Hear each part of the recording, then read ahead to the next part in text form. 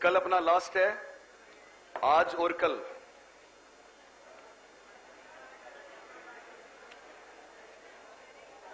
Okay,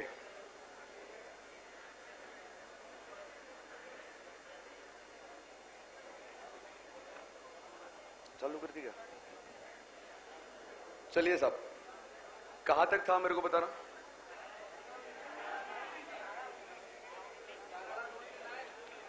okay, धारा 29। चलिए धारा 30।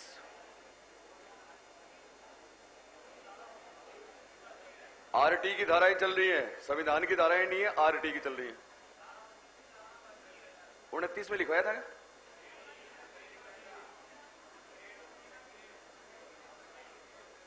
बेटा ग्रेड सीसी में करवाएंगे, काहे की ग्रेड।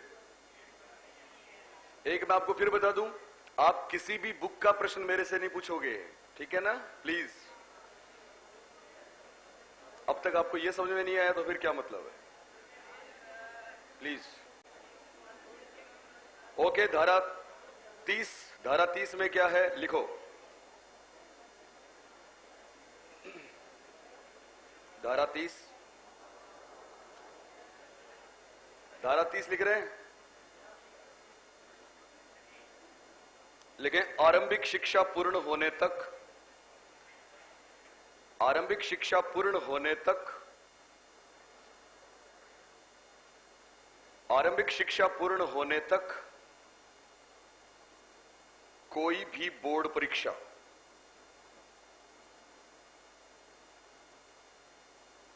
अनिवार्य नहीं होगी।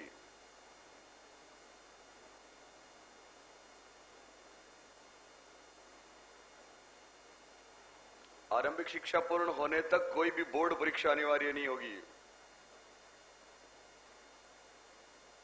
मतलब समझे आप इसका? आरंभिक शिक्षा का मतलब 8वीं क्लास तक कोई भी बोर्ड परीक्षा अनिवार्य नहीं होगी। आप बोलेंगे साहब हुई थी, बिल्कुल हुई थी, पर दैट वाज ऑप्शनल, चाहे तो दो चाहे तो नहीं दो, नॉट कंपलसरी। चलिए उसके बाद नोट लगाएं। नोट, नोट धारा 31 से 34, धारा 31 से 34, धारा 31 से 34 के प्रावधान, धारा 31 से 34 के प्रावधान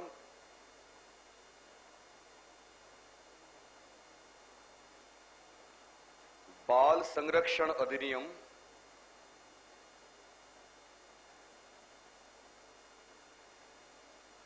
2005, धारा 31 से 34 के प्रावधान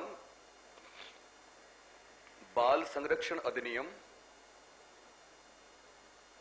2005 के अधीन रहेंगे।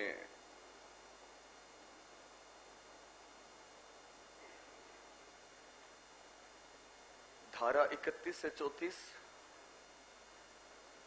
के प्रावधान बाल संरक्षण अधिनियम 2005 के अधीन रहेंगे। इसका क्या मतलब है?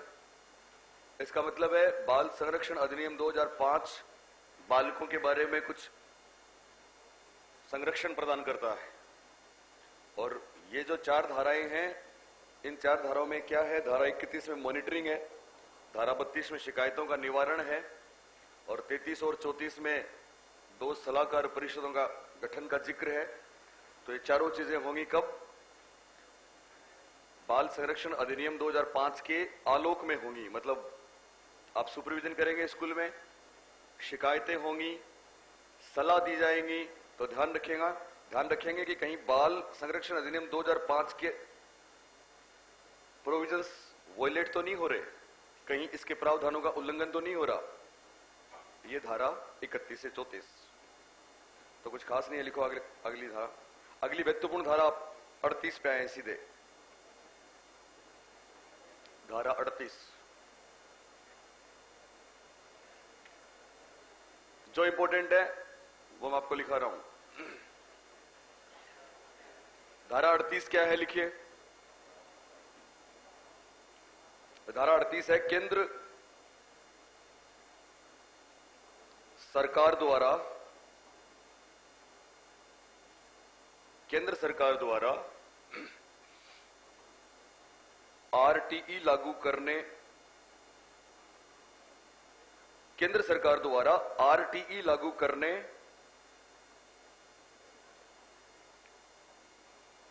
हेतु राज्य सरकारों को प्रदत्त शक्ति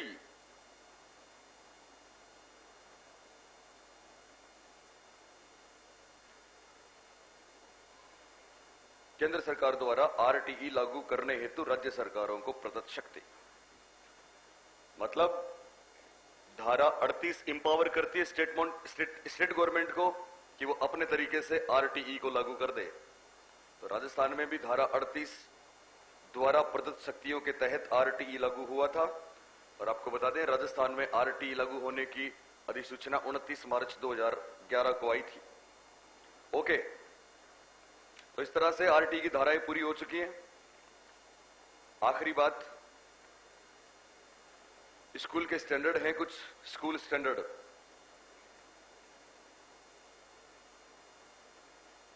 वो अनुसूची में है।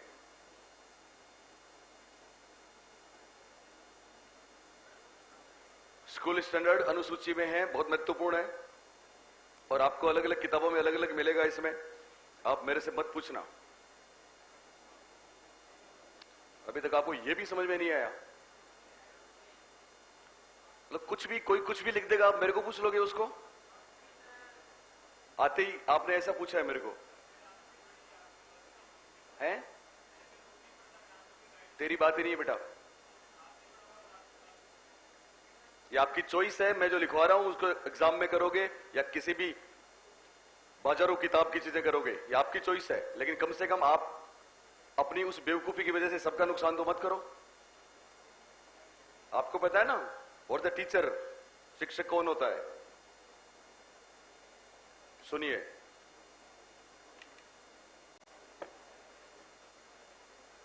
आपने एकलव्य की कहानी सुनी है? सुनिए ना सबने? अब मैं सुनाता हूं, मेरे शब्दों में सुनिए। एकलव्य गुरु द्रोणाचार्य के पास शिक्षा लेने गया, सब जानते हैं। और गुरु में अभिमान भी होता है, जानते हो ना आप? होना नहीं चाहिए पर होता है। उन्होंने एकलव्य को शिक्षा देने से मना कर दिया। उस जमाने की परिस्थितियां रही होंगी जो भी थी। आपको पता है एकलव्य ने क्या किया था? उनकी मूर्ति बना के तपस्या शुरू की थी ना। जिस दिन दीक्षांत समारोह आयोजित हो रहा था, जिस दिन गुरु अपने उस बैच को फिनिश कर रहे थे, भेज रहे थे, उस दिन गुरु का आशीर्वाद कैसा होता है पता है ना आपको? उस दिन उन्होंने उस बैच में अपने सबसे प्रिय शिष्य अर्जुन को एक आशीर्वाद दिया। और आप सब जानते हो क्या आशीर्वाद था वो? कि अर्जुन तो इस दुनिया में सबसे महान धनुर्धारी होगा। और जब विदा कर रहे थे, चूंकि वो बहुत सालों तक वहां पे आश्रम में रहते हैं, फाइनली विदाई थी, तो गुरु द्रोणाचार्य अर्जुन को साथ लेके जंगल में निकल गए, दोनों घूमते हुए, टहलते हुए, आखिरी कुछ पल साथ बिता लें। सुन रहे हो? जैसे वो जंगल में गए, अर्जुन के पास उसका गांडीव धनुष था। और आप जानते हैं गांडीव, जैसे ही वो जंगल में गए, किसी जंगली सियार ने गुरुजी पे भौंकना शुरू कर दिया। और जैसे ही मुंह खोला भौंकने के लिए, अर्जुन साथ। अब कोई गुरु पे कोई कुत्ता भौंके तो उसका प्रिय शिष्य को कैसा लगेगा? और प्रिय शिष्य भी कौन? दुनिया का सबसे ताकतवर इंसान, क्योंकि उसके पास वो धनुष था जिसकी प्रत्यंचा चढ़ाते ही सागर सूख जाया करते थे, पर्वत रास्ता दे दिया करते थे। ऐसा गांडीव था। अर्जुन गांडीव की प्रत्यंचा चढ़ाना तो दूर, उसकी तरफ हाथ बढ़ाने की सोच ही रहा था कि जाने किसने किधर से इस तरह से तीर चलाए कि उसका मुंह बंद हो गया, उसको चोट भी नहीं लगी, उसका भौंकना बंद हो गया। ये देख के दोनों गुरु चले हतप्रभ रह गए, ये क्या है? द्रोणाचार्य ने देखा, एकलव्य दिखा, वो नहीं जानते थे ये कौन है। द्रोणाचार्य ने एकलव्य से यह नहीं पूछा कि तुम्हारा नाम क्या है। उनका पहला सवाल था, बेटा तुम्हारे गुरु कौन है। एकलव्य ने कहा, मेरे गुरु तो आप हैं। द्रोणाचार्य ने कहा, मैंने तुम्हें शिक्षा नहीं दी। एकलव्य ने कहा, गुरुजी आपकी मूर्ति है जिसको देख के मैं तपस्या कर रहा हूं और इसी का यह परिणाम है। अब वो आशीर्वाद किसको दिया था? अर्जुन को दिया था, और वो अर्जुन से बेहतर था। बोले था कि नहीं था? गुरुजी ने कहा, ओके जब हम आपके गुरु हैं तो गुरु दक्षिणा दो। मांगी ना गुरु दक्षिणा? क्या मांगा? दाहिने जिस हाथ से बाएं हाथ से चला रहा था, दाएं हाथ से चला, जिस हाथ से धनुष चला रहा था उसका अंगूठा दे दो। आपसे अगर कोई गुरु कह दे अपनी तमाम मार्कशीट डिग्रियां फाड़ के जला दो, कर दोगे? बोलिए, नहीं कर सकते। हालांकि गुरु भी वैसे नहीं है, आज के गुरु भी वैसे नहीं है, हम उनको छू भी नहीं सकते। लेकिन फिर भी अगर ऐसी परिस्थिति आए तो बहुत मुश्किल होता है। आपको पता है एकलव्य ने क्या किया? एकलव्य ने कटार निकाली और अंगूठा काट के गुरुजी के चरणों में समर्पित कर दिया। सबसे महत्वपूर्ण बात अब है, जब एकलव्य अपना अंगूठा काट रहा था तो उसकी आंखों में आंसू आ गए। एकलव्य की आंखों में आंसू आ गए। गुरु द्रोणाचार्य ने पूछा, एकलव्य क्या तुम इसलिए दुखी हो कि मैंने तुम्हारी सारी तपस्या ले ली? उस जमाने की तपस्या थी, उस जमाने की नौकरी थी, उस जमाने की डिग्री वही तो थी। बोले थी कि नहीं? क्या आज के बाद तुम इसलिए दुखी हो कि तुम धनुष नहीं चला पाओगे? एकलव्य का जवाब सुनना, क्या बोला? एकलव्य ने कहा, गुरुजी मैं इसलिए दुखी नहीं हूं कि मेरी सारी वो विद्या है वो चली गई, बल्कि मैं तो इसलिए दुखी हूं कि मुझे आज मेरे गुरु मिले और उन्होंने मुझसे कुछ मांगा, पर मांगा भी तो क्या मांगा? एक अंगूठा। काश आप मेरी गर्दन मांगते। समझ रहे हो? जहां ऐसी श्रद्धा होती है वहां सफलताएं कदम चूमती हैं, वहां सफलताएं मिलती हैं। और जहां शक, डाउट और शुबह होते हैं, बेवकूफियां होती हैं, मुश्किल। चलिए अनुसूची लिखिए। जब पहले दिन से मैं आपको बच्चों की तरह समझा रहा हूं, मतलब मुझे तो ये लगा कि मुझे तो आपको जबरदस्ती पढ़ाना पड़ रहा है।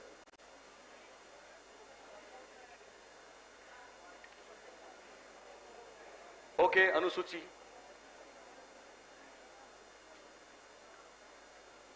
चलिए अनुसूची में क्या क्या है? सबसे पहली बात ध्यान दोगे, छात्र शिक्षक अनुपात है। और यहां भी ध्यान देना आप, यहां बहुत सी गलतियां हैं बहुत सी किताबों में। छात्र शिक्षक अनुपात, छात्र शिक्षक अनुपात को हम दो तरह से करेंगे।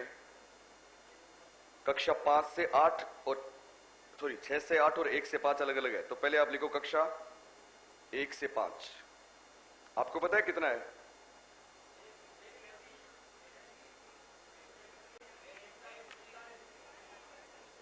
ध्यान देंगे, कक्षा 1 से 5 आपको कई जगह 30 मिलेगा, कई जगह 35 मिलेगा, वो सब गलत है। सही क्या है? कैलकुलेशन है। तो ध्यान देंगे इस बात पे स्पेशली। क्या कैलकुलेशन है? लिखो आप, छात्र के नीचे लिखो 60 तक।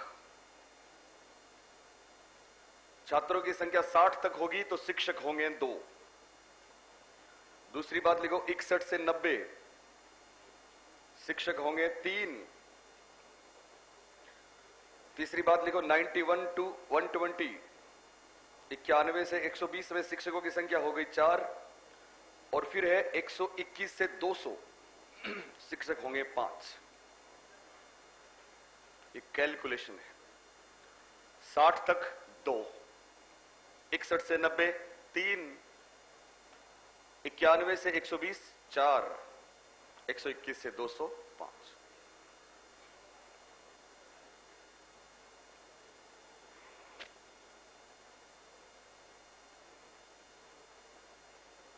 लिख लिया सबने? इसको समझना।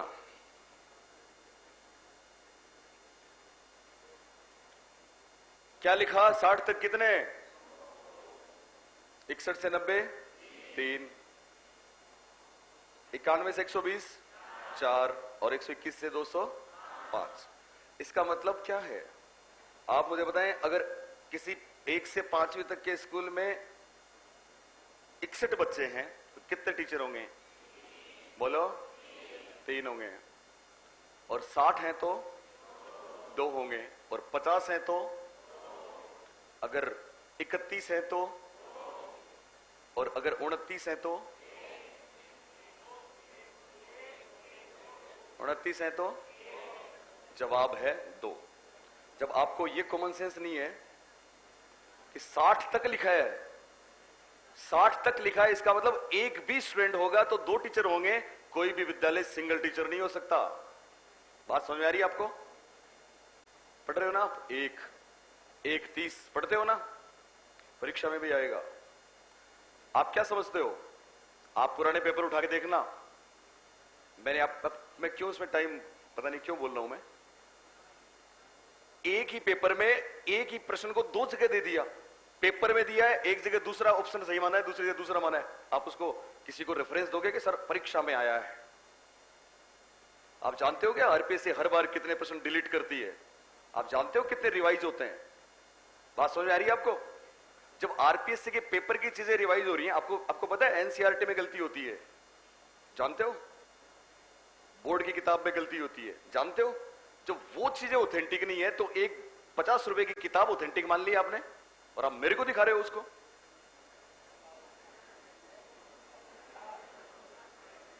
तो याद रखना इसको। इसमें नोट करके 2 बात लिखनी है, नोट करें।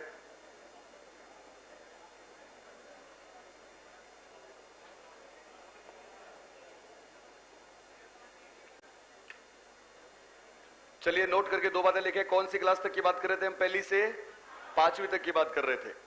याद रखना 1 से 5वीं में कैलकुलेशन होगा, कैलकुलेशन, ठीक है? और मिनिमम टीचर कितने होंगे?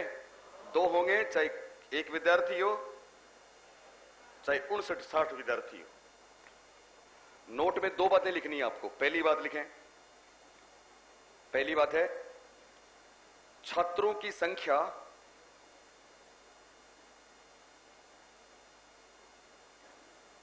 छात्रों की संख्या 150 से अधिक होने पर, छात्रों की संख्या 150 से अधिक होने पर एक प्रधानाध्यापक, छात्रों की संख्या 150 से अधिक होने पर एक प्रधानाध्यापक होगा। और दूसरी बात, पहली बात छात्रों की संख्या 150 से अधिक होने पर एक प्रधानाध्यापक होगा, और दूसरी बात लिखें छात्रों की संख्या 200 से अधिक होने पर, छात्रों की संख्या 200 से अधिक होने पर, छात्रों की संख्या 200 से अधिक होने पर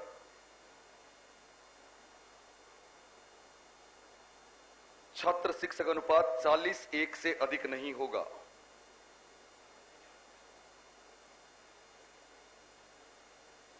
चालीस 1 से अधिक नहीं होगा। इसका मतलब क्या है भाई? 40:1 का होगा। 40 विद्यार्थियों पे आप ज्यादा टीचर तो लगा सकते हो लेकिन कम नहीं कर सकते। इसका मतलब एक शिक्षक पे 41 से ज्यादा बच्चे नहीं हो सकते, पर यह होगा 200 से अधिक होने पर। तो दोनों बातें याद रखनी है आपको। सुन रहे हो?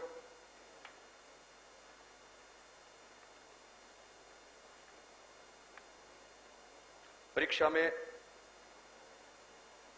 एक प्रश्न पूछा जा सकता है, सुन लें। आपको अगर पूछ लें कि साहब एक कक्षा 1 से 5वीं तक के विद्यालय में 183 183 बच्चे हैं। कितने बच्चे हैं? 183। तो शिक्षकों की संख्या कितनी होगी? आपको ऑप्शंस को ध्यान से पढ़ना होगा। एक में आपको मिलेगा 4, एक में मिलेगा 5, एक में मिलेगा 6। बोलो सही जवाब क्या होगा? सोच के बताओ। सही जवाब ये होगा कि साहब चौथा ऑप्शन तो दिखाओ।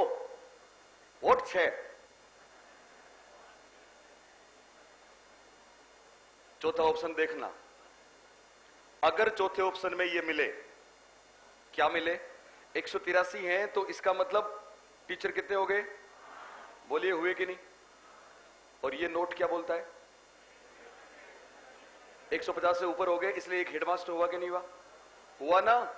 अब सवाल उठता है कि साहब हेडमास्टर को टीचर में शामिल करें कि ना करें, बोलो कौन सी किताब में लिखा है, पढ़ना, कौन सी किताब बताएगी आपको ये बात, हम बताएंगे। चौथा ऑप्शन पढ़ना, चौथे ऑप्शन में आपको अगर ये मिले, जिसकी पूरी संभावना है कि प्रधानाध्यापक को शिक्षक में शामिल नहीं करेंगे, पूर्णकालिक होता है वो, पूर्णकालिक। और अगर चौथे ऑप्शन में ऐसा मिले, जो कि मिला है कई जगह, 5 जोड़ 1, तो आपका आंसर होगा 5 जोड़ 1, क्योंकि वो ये प्रश्न आपको इसलिए देगा कि क्या आपको पता तो है कि 150 क्रॉस हो गए तो 1 HMB आ गया। बात समझ में आ रही है, समझ में आ रही है, ओके। तो पहली से पांचवी तक ध्यान रखोगे, पहली से पांचवी तक 200 छात्रों तक कोई अनुपात नहीं है, बल्कि कैलकुलेशन है। क्या है, कैलकुलेशन। कुछ लोग 30 बताते हैं, ये 30 हो गया, भाग दे लिया 30, ओके। 200 तक 4 टीचर है, 30 कैसे हुआ, 120 तक 4 टीचर है, 30 हो गया। 200 तक 5 टीचर है, 30 कैसे हुआ, नहीं हुआ ना, बोलिए हुआ क्या। इसलिए 1 30 नहीं है, बल्कि 200 तक तो है कैलकुलेशन, और 200 के बाद क्या है, 40 1, याद रहेगा। और ये नोट जरूर याद रखना, छात्रों की संख्या 150 क्रॉस करते ही 1 HM होगा, और वो पूर्णकालिक होगा, उसका काम HM का ही होगा। चलिए अब लिखो कक्षा 6 से 8, कक्षा 6 से 8। और कक्षा 6 से 8 में कैलकुलेशन नहीं है, सीधा है, तो आप लिखो कक्षा 6 से 8 छात्र शिक्षक अनुपात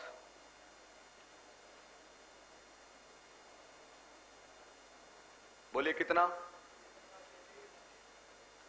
कक्षा 6 से 8 छात्र शिक्षक अनुपात 35:1 का होगा। तो इसमें कैलकुलेशन नहीं है, ये सीधा है। पहले छात्र लिखा तो 35:1 लिख दिया, पहले शिक्षक लिख देंगे तो 1:35 लिख देंगे, कोई दिक्कत नहीं है, ठीक है। तो ध्यान रखेंगे कक्षा 6 से 8 तक छात्र शिक्षक अनुपात 35:1 का होगा।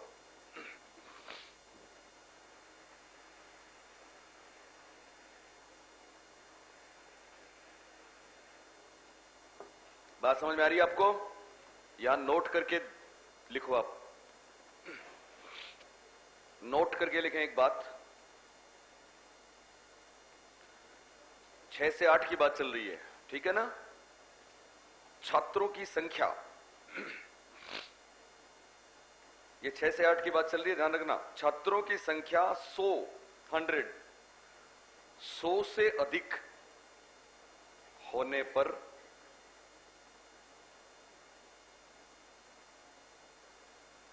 छात्रों की संख्या 100 से अधिक होने पर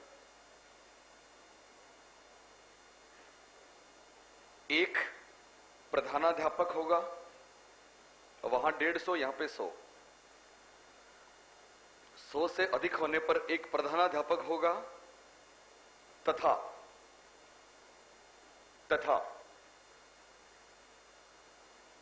कम से कम एक शिक्षक, तथा कम से कम एक शिक्षक निम्न में से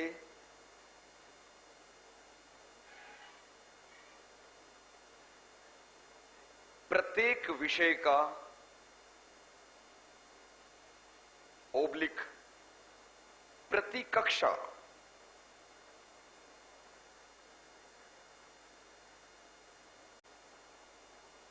होगा। छात्रों की संख्या 100 से अधिक होने पर एक प्रधानाध्यापक होगा, और निम्न में से प्रत्येक विषय का ओब्लिक प्रति कक्षा होगा। मतलब ये जो आप लिख रहे हो, हर विषय का एक शिक्षक जरूरी है, और प्रति कक्षा भी एक शिक्षक जरूरी है। किस तरह से? 3 विषय लिखिए आप। ये आपका L2 है, लेवल 2 है। लेवल 2 हो ना, आप लेवल 2 की तैयारी करते हो, ये वही है। 1 नंबर डाल के लिखो भाषा।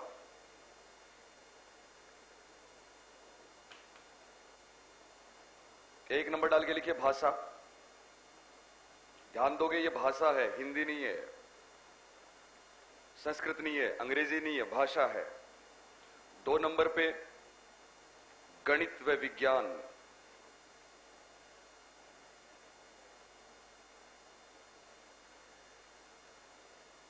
आप जानते हो ना, भाषा आपकी भाषा है, इसलिए है।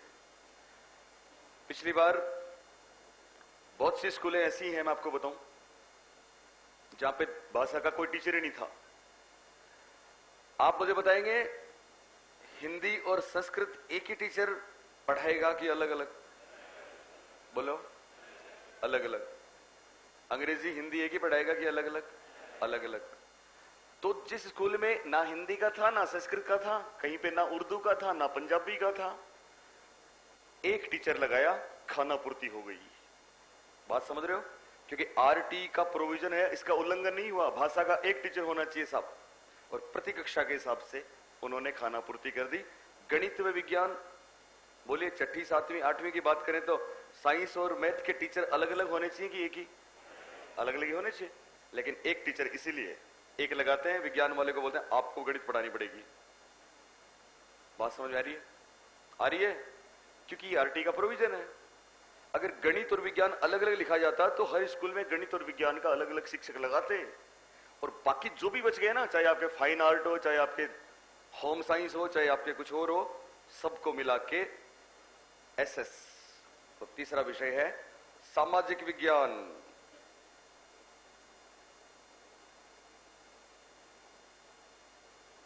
Social science.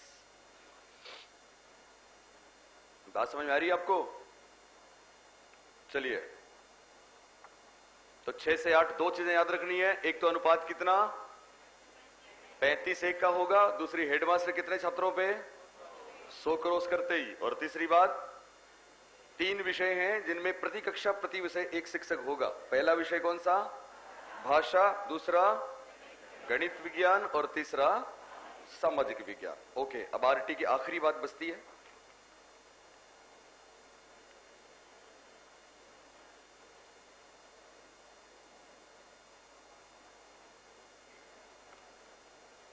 और वो है कौन सी है? वो लिखें आप लिखिए, हेडिंग डालें, एक शैक्षणिक सत्र में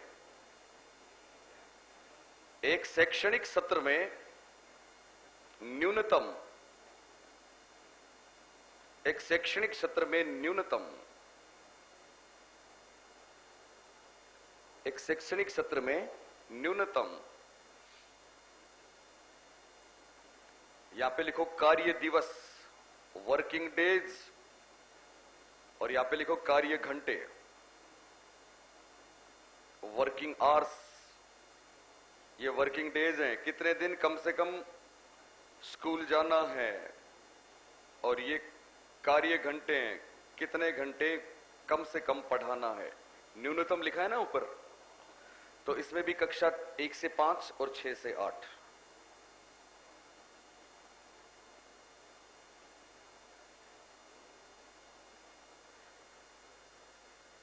कक्षा 1 से 5 और कक्षा 6 से 8। 4 फिगर याद रखनी है जो बहुत आसान है। कार्य दिवस में ध्यान रखना 200 और 220, 200 एंड 220, और इसमें 800 और 1000। 200 220 800 1000।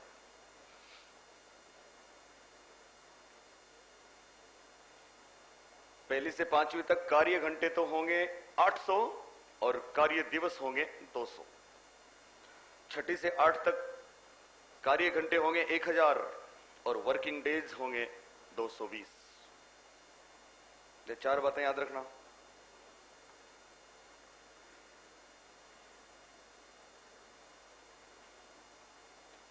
पहली से 5वीं तक कार्य दिवस कितने? 200 और कार्य घंटे कितने? 800। छठी से आठवीं तक कार्य दिवस कितने? 220 और कार्य घंटे कितने? 1000। चारों फिगर याद रह जाएंगे आपको? आराम से रह जाएंगे, बोलिए। ओके। और अब आरटीई की सबसे आखिरी बात नोट करके लिखें।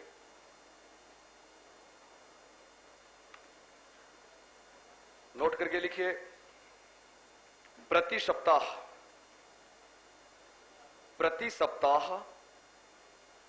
एक शिक्षक के न्यूनतम कार्य घंटे, बोलिए कितने? 45 होंगे, जिनमें तैयारी के घंटे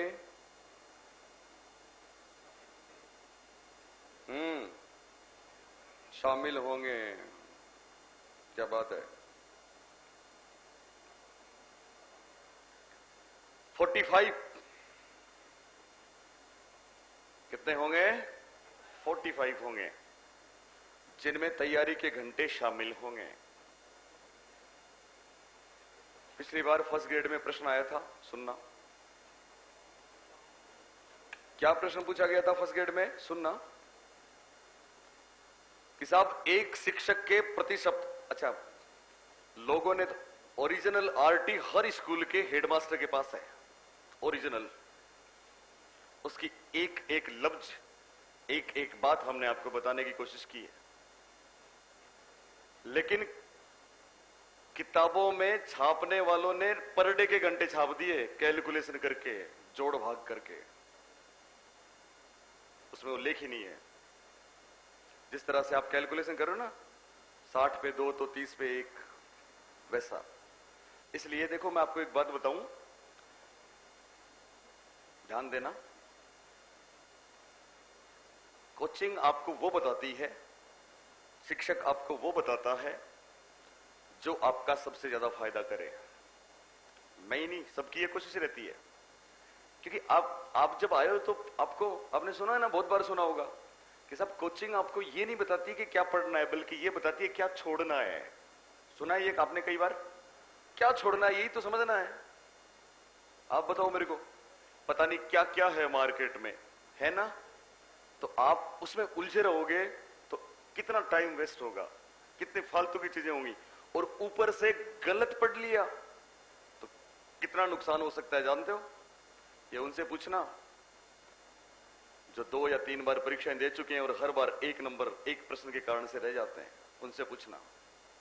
आपको तो मुझे बच्चों की तरह कह के बताना पड़ता है, ये सही है, इसको मानना, ये सही है, और किसी को मत मानना। बोलता हूं, क्यों बोलता हूं?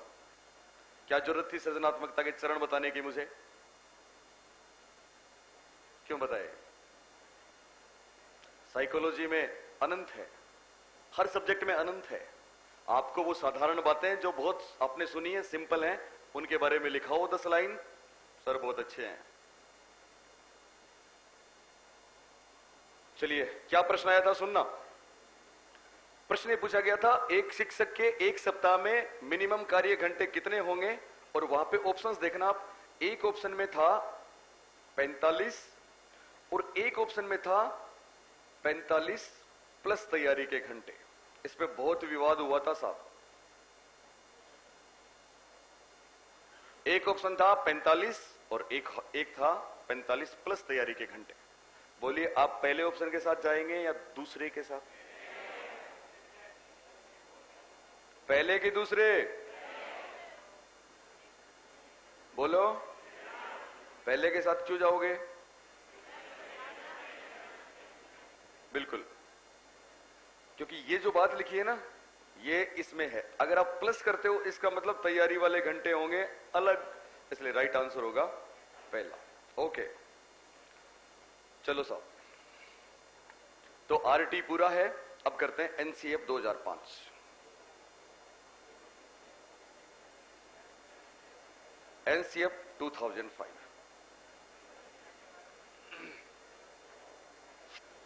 एनसीएफ 2005। चलिए,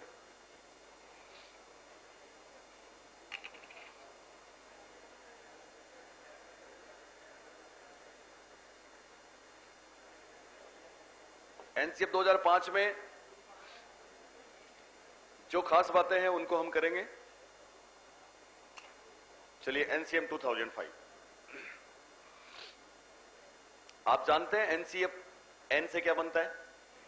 नेशनल, सी से करिकुलम और एफ से फ्रेमवर्क। आप जानते हैं एनसीएफ 2005 कितने नंबर की फ्रेमवर्क है? चौथी। शाबाश। नो, कोई उल्लेख नहीं है। अपनी तरफ से आपने फिजिकल टीचर भी पढ़ लिया होगा कहीं, है ना?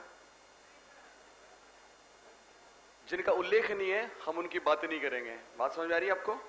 आरटी में फिजिकल टीचर के बारे में नहीं है, और कहीं आपने अलग से किसी करिकुलम में पढ़ा है तो कोई दिक्कत नहीं है, आप उसको पढ़ सकते हो। मैं ये नहीं कहता, आप उन चीजों को देख सकते हो, और अपने आप में कोई पूर्ण नहीं होता। बहुत सी चीजें ऐसी भी हैं, मैं आपको फिर बता दूं, हम केवल आपको गाइड कर सकते हैं। अल्टीमेटली सारी मेहनत आपको खुद को करनी पड़ेगी। और हो सकता है हमने पिछले 50 घंटे साथ बिताए हैं, तो जिस दिन आप परीक्षा में जाओ हो सकता है इनमें से एक ही प्रश्न ना मिले। सोचो, आप उसके लिए भी तैयार रहो कि हमने जो 50 घंटे साइकोलॉजी पढ़ी है हमसे, और वो भी उत्कर्ष के बैनर पे, हो सकता है एक भी प्रश्न ना मिले, और हो सकता है सबसे ज्यादा मिले। बात समझ में आ रही है? हो सकता है इनडायरेक्ट चीजें मिले, लेकिन यह दावा है कि जिसने दिल से श्रद्धा से सुना है उसको जरूर मिलेगा। ओके, एनसीएफ 2005 4 नंबर है, लिखो आप। पहली बात लिखें आप, एनसीएफ 2005। एनसीएफ 2005 चौथे, इस तरह से लिखे, चौथे क्रम की रूपरेखा है।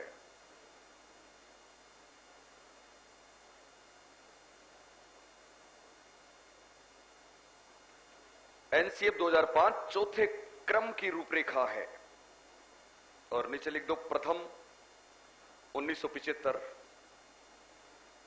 द्वितीय 1988, तृतीय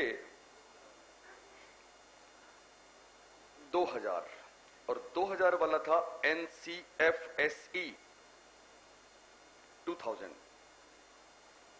बाकी आरंभिक है, ध्यान देना।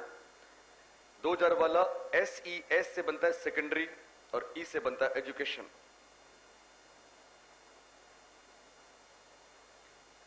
इनका नाम एनसीएफ था, इसका नाम एनसीएफएसई 2000 है। पहली बात याद रहेगी आपको, एनसीएफ 2005 कितने नंबर की रूपरेखा है? चौथे नंबर की है। पहली रूपरेखा कब आई थी? 1975 में। दूसरी कब आई थी? 88 में। और तीसरी आई थी 2000 में। चौथी कितने नंबर वाली है? 2005 वाली। चलिए आगे चलें। लिख लिया आपने सबने? 2005। चलिए दूसरी बात, कुछ एब्रीवेशंस हैं जो परीक्षाओं में आते हैं। दूसरी बात लिखो, एनपीई। आप जानते हैं एनपीई किसका नाम है? चलिए, एनपीई 1986, और ब्रैकेट में लिखना राष्ट्रीय शिक्षा नीति।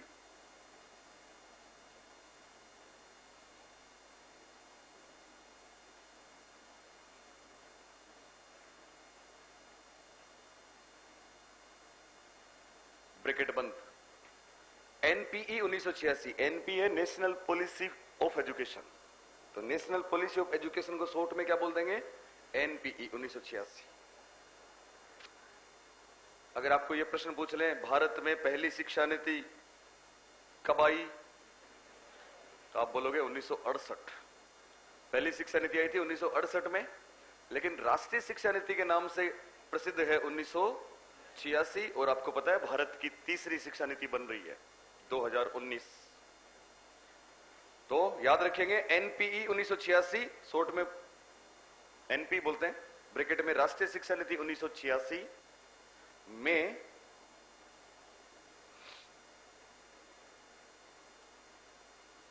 राष्ट्रीय शिक्षा नीति 1986 में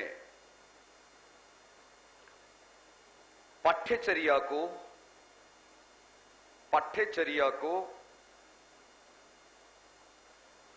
भारतीय संविधान में वर्णित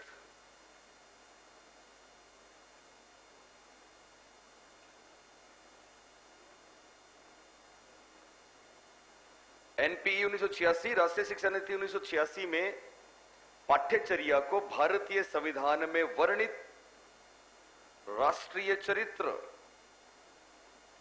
राष्ट्रीय चरित्र के निर्माण की, राष्ट्रीय चरित्र के निर्माण की पृष्ठभूमि, राष्ट्रीय चरित्र के निर्माण की पृष्ठभूमि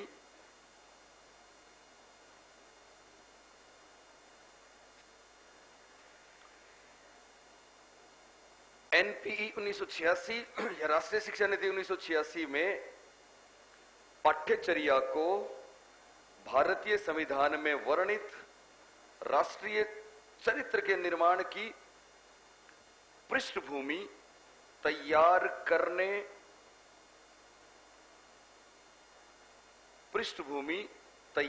करने वाला बताया है। इस बात को समझना,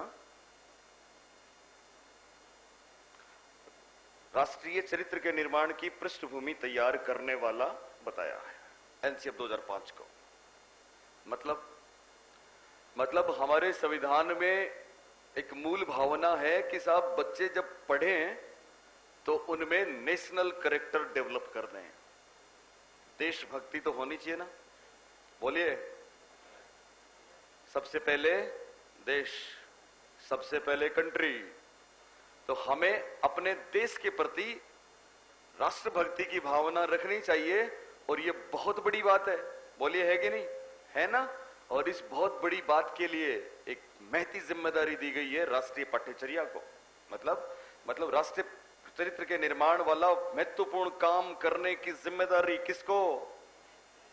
पाठ्यचर्या को। किसको? पाठ्यचर्या को। और ये बात कहां कही गई है? राष्ट्रीय शिक्षा नीति में। तो आप समझ सकते हैं पाठ्यचर्या कितनी इंपॉर्टेंट है। दूसरी बात लिखो, पीओए 1992, सुना आपने पीओए? पीओए 1992, पीओए की फुल फॉर्म आ चुकी है परीक्षाओं में।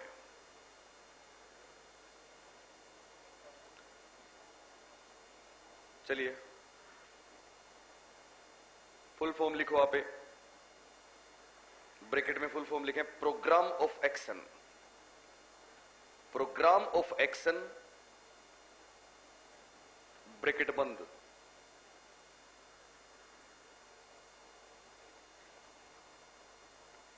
प्रोग्राम ऑफ एक्शन ब्रैकेट बंद।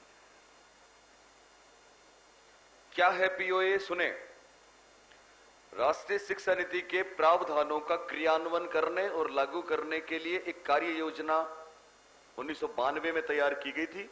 उस कार्य योजना का नाम है पीओए। क्या नाम है उसका? पीओए। और पीओए की फुल फॉर्म बोलिए, प्रोग्राम ऑफ एक्शन। तो पीओए क्या है आप लिखो, पीओए 1992 प्रोग्राम ऑफ एक्शन।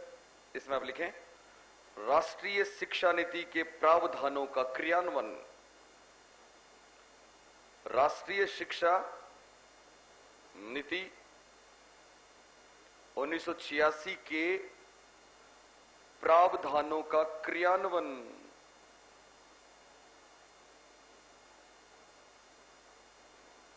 प्रावधानों का क्रियान्वयन।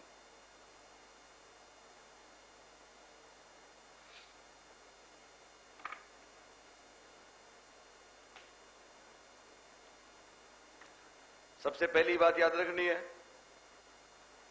कौन सी? एनसीएफ 2005 कितने नंबर की पाठ्यचर्या? चौथे नंबर की। पहली कब आई थी? कब आई थी? 1975। दूसरी 88। तीसरी 2000। दूसरी बात याद रखनी है, राष्ट्रीय शिक्षा नीति कब आई थी? 1986। राष्ट्रीय शिक्षा नीति को शॉर्ट में क्या बोलेंगे? एनपीई। राष्ट्रीय शिक्षा नीति की बहुत सी बातों में यहां हम कौन सी बात पे ध्यान देंगे? यस, राष्ट्रीय चरित्र के निर्माण की जिम्मेदारी किसकी? पाठ्यचर्या की। यह बात किसमें कही गई है? राष्ट्रीय शिक्षा नीति में कही गई है। और राष्ट्रीय शिक्षा नीति का क्रियान्वयन किस नाम से जाना जाता है? एनपीओए। किस नाम से जाना जाता है? पीओए की फुल फॉर्म क्या है? Program of action. और पीओए कब आया? ओके, अगली बात लिखो। और अगली बात है 1993 की। 1993 में क्या खास हुआ था? लिखो, यशपाल समिति। यशपाल समिति ब्रैकेट में लिखना है 1993। यशपाल समिति 1993 ने बिना बोझ की शिक्षा, बिना बोझ की शिक्षा ब्रैकेट में लिखना है लर्निंग विदाउट बर्डन। यशपाल समिति ने बिना बोझ की शिक्षा लर्निंग विदाउट बर्डन की सिफारिश की।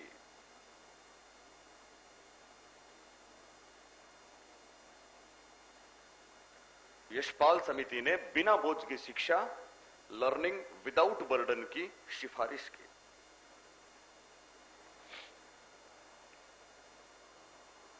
बिना बोझ की शिक्षा क्या बता चुके हैं हम आपको, ठीक है ना? बच्चे पे कोई टेंशन नहीं होनी चाहिए, कोई बर्डन नहीं होना चाहिए। अभी सीटेट में प्रश्न आया था, सुनना, बिना बोझ की शिक्षा का क्या अर्थ है? और पहला ऑप्शन था बस्ते का बोझ कम करना। पहला ऑप्शन क्या था? बस्ते का बोझ कम करना। क्या ये सही है? बोलो। ये गलत था, क्योंकि बस्ते का बोझ करना सही है, गलत नहीं है, पर इससे बड़ी बात दूसरी है।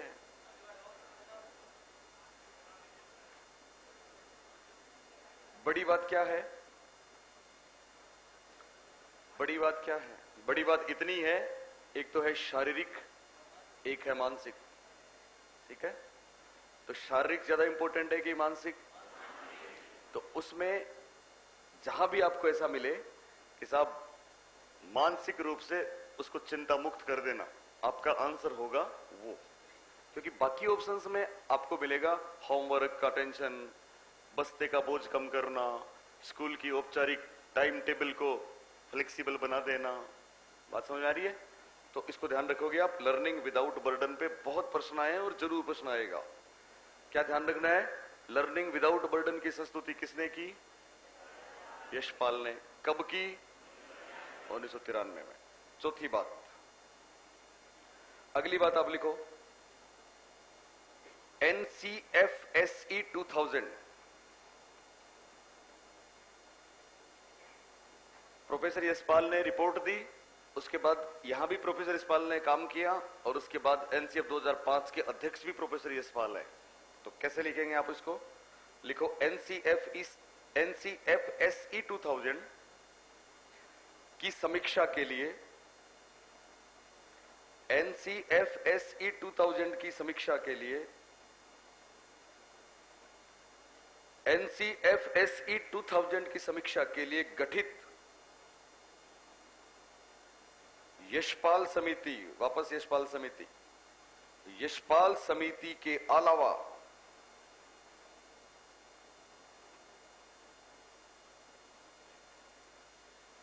आपको पता है एक शब्द आता है फोकस समूह, सुना है? एनसीएफ 2005 के निर्माण के लिए पूरे देश में फोकस समूह बनाए गए थे। कितने? कितने?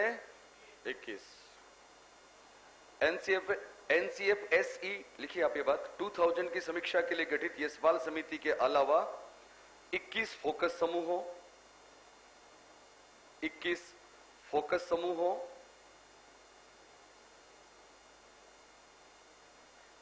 कोमा एनसीईआरटी के 5 क्षेत्रीय कार्यालयों,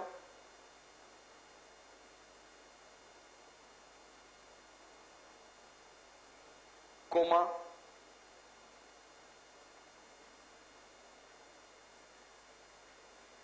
विभिन्न राज्यों के परीक्षा बोर्डों,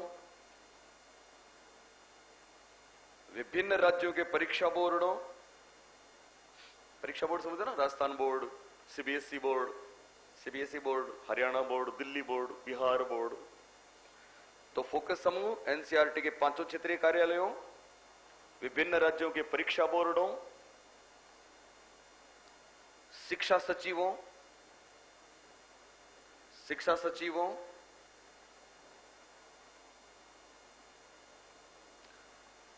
शिक्षा सचिवों, शिक्षाविदों,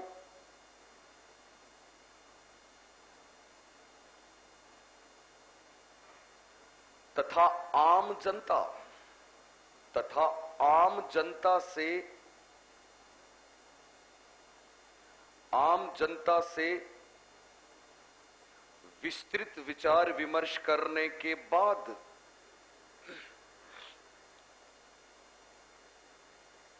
आम जनता से विस्तृत विचार विमर्श करने के बाद एनसीएफ 2005 को मंजूरी मिली।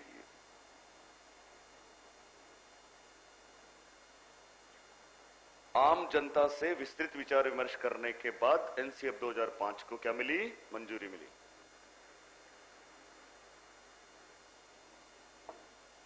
ओके, ये बातें याद रखनी है आपको। एनसीएफ 2005 का निर्माण कितने फोकस समूह? 21 फोकस समूह। एनसीईआरटी के कितने क्षेत्रीय कार्यालय? 5 क्षेत्रीय कार्यालय। इसके अलावा परीक्षा बोर्ड, एजुकेशन सेक्रेटरीज होते हैं हर स्टेट में, उन सब से राय ली गई, शिक्षाविदों से राय ली गई और आम जनता से राय ली गई। आप बोलेंगे साहब हमको तो पूछा ही नहीं। आपको पूछा था? बोलिए। अभी आपको पता है राष्ट्रीय शिक्षा नीति बन रही है और उसके सुझाव मांगे जा रहे हैं, आप अपने सुझाव दे सकते हो। तो ये प्रोसीजर था जिसके साथ एनसीएफ 2005 स्वीकृत हुआ। आगे चलिए। अब एनसीएफ 2005 की 2 ही चीजें इंपॉर्टेंट है, ध्यान रखना। एक तो इसके डायरेक्टिव पॉलिसीज है, निर्देशक तत्व हैं 5, वो महत्वपूर्ण है, और एक 4 विषयों के बारे में कुछ सुझाव है, वो महत्वपूर्ण है। तो उसके लिए आप लिखो, आप लिखिए एनसीएफ 2005 निर्देशक तत्व। निर्देशक तत्व कितने होंगे? 5। एनसीएफ 2005 निर्देशक तत्व। 1 नंबर पे लिखो, 1 नंबर पे लिखें विद्यालय का माहौल। विद्यालय का माहौल, कुछ उर्दू के शब्द इस्तेमाल किए गए इसमें क्योंकि कुछ उर्दू के शिक्षाविदों ने भाग लिया था। तो पहली बात है विद्यालय का माहौल पाठ्यचर्या का हिस्सा।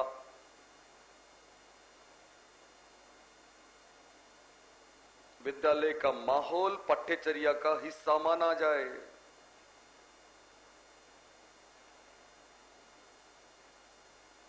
विद्यालय का माहौल पाठ्यचर्या का हिस्सा माना जाए, पहला। दूसरा लिखो, दूसरी बात है पढ़ाई को रटंत प्रणाली से मुक्त कर दें। पढ़ाई को रटंत प्रणाली से मुक्त कर दें, यानी रटने पे नहीं, समझने पे जोर दें।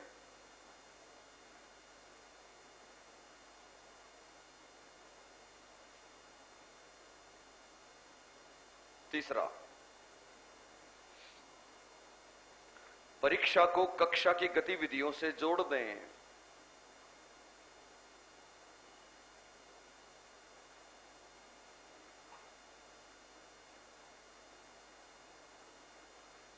परीक्षा को कक्षा की गतिविधियों से क्या कर दें? जोड़ दें।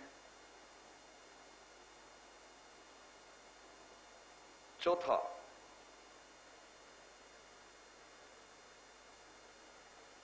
चौथा लिखें,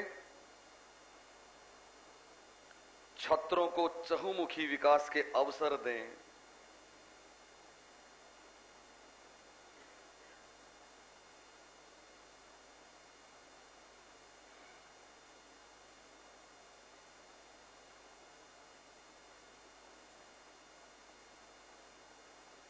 और पांचवी बात है, प्रजातांत्रिक ढांचे को मजबूत बनाएं। प्रजातांत्रिक ढांचे को मजबूत बनाएं।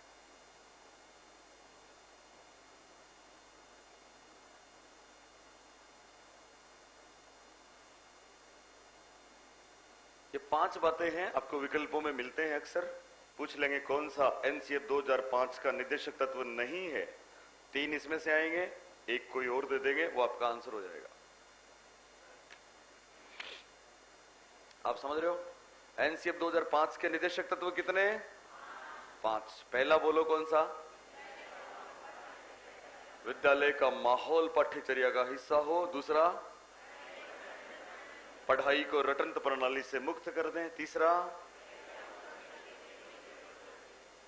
कक्षा की गतिविधियों से परीक्षा को जोड़ दें। और चौथा, छात्रों को चहुमुखी विकास के अवसर दें। और पांचवा, प्रजातांत्रिक ढांचे को सुदृढ़ बनाएं। याद रहेंगे आपको पांचों? ठीक है ना? मतलब क्या है इनका? बताता ही होगा आपको। पाठ्यचर्या केवल किताबें नहीं है, बल्कि माहौल है। माहौल, माहौल समझते हो?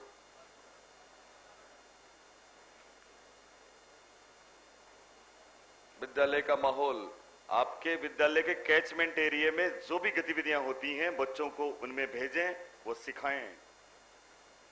वो चीजें उसकी पाठ्यचर्या है। किताबें तो एक हिस्सा हैं। मैं आपको बता दूं, आप सुन रहे हो क्या? जिंदगी से जोड़ने वाली बातें एनसीएफ 2005 में है। माहौल, प्रोफेसर यशपाल का एक स्टेटमेंट मानव संसाधन विकास मंत्रालय ने जारी किया है, और वो स्टेटमेंट हर एक स्कूल के प्राचार्य, हेडमास्टर के पास आया है, और उन्होंने अपने बच्चों को सामने बैठा के वो सुनाया है। क्या स्टेटमेंट था? आपने सुना है? सुनो, कैसी वो स्थिति होगी। मैंने भी मेरे बच्चों को सुनाया था। मतलब शिक्षक बच्चों को ये बोले कि आज के बाद इस बात का ध्यान रखें, इसका पालन किया जाए। कौन सी बात का? प्रोफेसर यशपाल ने ये कहा कि आजादी के बाद से हमारे स्कूलों में बहुत सी कमियां रही हैं। एक तो ये कमी रही है कि साहब, शिक्षक बच्चों पर सूचना की बौछार करता है, कुछ समझ में नहीं आता। एक ये कमी रही है कि हमारे विद्यालय में सीढ़ियां नहीं है, लिहाजा बच्चे छत पे नहीं जा सकते। इस बात पे उनका एक स्टेटमेंट आया था। क्या स्टेटमेंट था? सुनना। बच्चों को सामने बैठा के टीचर कह रहे हैं ये सरकारी आदेश है, और बच्चे सुनेंगे इसको। क्या आदेश था वो? बच्चों, कभी धूप में तो निकलो, कभी बारिश में नहाकर तो देखो। आदेश क्या है? शिक्षक बता रहे हैं बच्चों को। शिक्षक क्यों बता रहे हैं? क्योंकि भारत के मानव संसाधन विकास मंत्रालय ने यह आदेश दिया है, हर राज्य का शिक्षा मंत्री के साइन होके वो अनिवार्य रूप से स्कूल में भेज रहा है कि बच्चों, कभी तो धूप में निकलो, कभी बारिश में नहाकर तो देखो। जिंदगी क्या है, किताबों को हटाकर तो देखो। ये विद्यालय का माहौल है। बात समझ में आ रही है? एनसीएफ 2005 की क्या मंशा है? पढ़ाई को रटन प्रणाली से मुक्त कर दें। आपको पता है पहले रटना था, एनसीएफ 2005 कहता है कि रटना नहीं है, बल्कि परसेप्शन है, प्रत्यक्षीकरण है, समझना है। और समझना है तो गेस्टाल्टवाद है, समझना है तो प्रोजेक्ट मेथड है, समझना है तो समस्या समाधान विधि है। परीक्षा को कक्षा की गतिविधियों से जोड़ दें तो एक दिन की परीक्षा किसी के प्रमोशन का आधार नहीं है। रोज क्लासरूम में क्या होता है, उस आधार पे प्रमोशन करेंगे। और आपको पता है इसका परिणाम सीसीई है। समझ में आ रहा है ना आपको? चौथी बात, चहुमुखी विकास के अवसर दें। यह बहुत बड़ी बात है। चहुमुखी विकास का मतलब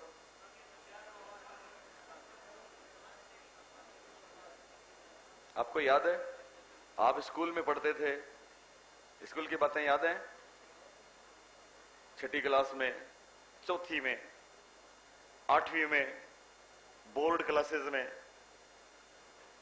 आपकी क्लास में 2-4 बच्चे थे, ठीक है ना? मान लो आपकी क्लास 50 बच्चों की थी, तो 2 या 3 बच्चे थे जिन्होंने परीक्षा में अच्छे नंबर प्राप्त किए थे।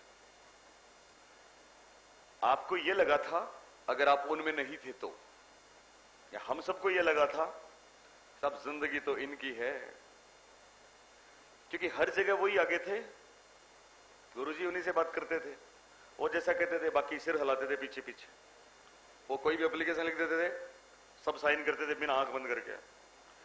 वो जो भी कर रहे हैं ओके, घर पे वो जो भी कर रहे हैं सब ओके। तो हमने क्या समझा, हमने उसी को जीवन मान लिया। हमने केवल वो पढ़ने वाली बात, क्योंकि वो पढ़ने में बेहतर थे, तो हमने केवल उसी को सब कुछ मान लिया और पल पल मरते रहे, घटते रहे। जाने कौन सी दूसरी चीजें थी हम में, पर वो आगे नहीं जा पाई, क्योंकि हर वक्त हर जगह हमें यह एहसास होता रहा कि हम तो कमजोर हैं, हमें तो आता नहीं। हम कमजोर नहीं थे, केवल एक चीज में कमजोर हो सकते हैं, पढ़ने वाली बात में। किसी बच्चे का मन किया, सफेद दीवार थी, उसका मन किया उसको देख के, पहले स्याही वाले पेन चलते थे कि एक स्याही में छिड़क दूं तो मजा आ जाए। उसका मन किया कि ये जो बोर्ड है ना उस पे मैं कुछ ऐसा कर दूं, आड़ी तिरछी लाइनें खींच दूं तो मजा आ जाए।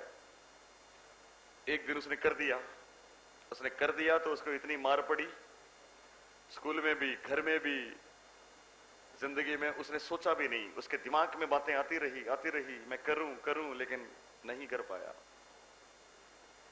तारे जमीन पे देखिए, देखिए ना तारे जमीन पे, वो क्या करे, वो अक्षरों को देखता था, अक्षर उसके सामने डांस करते थे, उछलते थे, उसको डिसलेक्सिया था।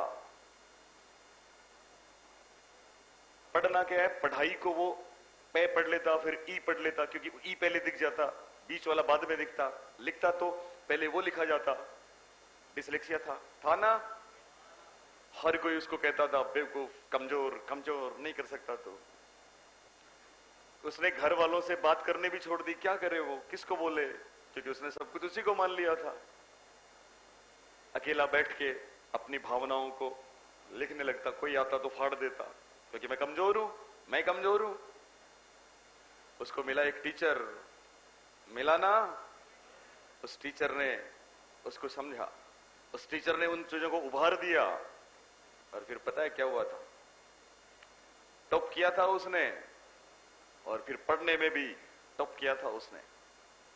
यह है चहुमुखी विकास के अवसर। पढ़ना सब कुछ नहीं है, पढ़ने के अलावा बहुत कुछ है। एनसीएफ 2005 इसको इंपॉर्टेंट मानता है। और प्रजातांत्रिक ढांचे का मतलब होता है सबको समान अवसर मिलने चाहिए, सबको। इस क्लास का हर मेंबर, इस क्लास का हर स्टूडेंट राइट रखता है, बोले रखता है, सबको पार्टिसिपेट करने का अधिकार है। ये कंपटीशन की क्लास है, ये कंपटीशन की क्लास है। स्कूल में भी हर बच्चे को राइट था, पर केवल वो 2 बच्चे ही बोलते रहे, बाकी बोल ही नहीं पाए। बात समझ में आ रही है? इसको बोलते हैं प्रजातांत्रिक ढांचे को मजबूत बनाएं, यानी हर बच्चे को अपनी अभिव्यक्ति देने का अधिकार है, चाहे वो पढ़ने वाली बात हो या कोई दूसरी बात हो। बात समझ में आ रही है आपको? ओके। तो मैं बता रहा था आपको, उसका मन किया, उसने लिख दिया, स्याही छिड़क दी, पनिशमेंट मिला। अगर वो विदेश में होता और ऐसा करता तो उसको वहां से उठा के आर्ट गैलरी में, आर्ट स्कूल में डालते, और कुछ दिनों बाद उसकी वो स्याही डालने वाली चीजें करोड़ों में बिकती। बात समझ में आ रही है?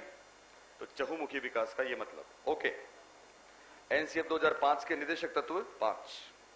अब लिखें अगली बात, आप लिखें एनसीएफ 2005, एनसीएफ 2005 चारों महत्वपूर्ण विषयों के बारे में, एनसीएफ 2005 चारों महत्वपूर्ण विषयों के बारे में सुझाव देता है। और ये 4 विषय कौन से हैं?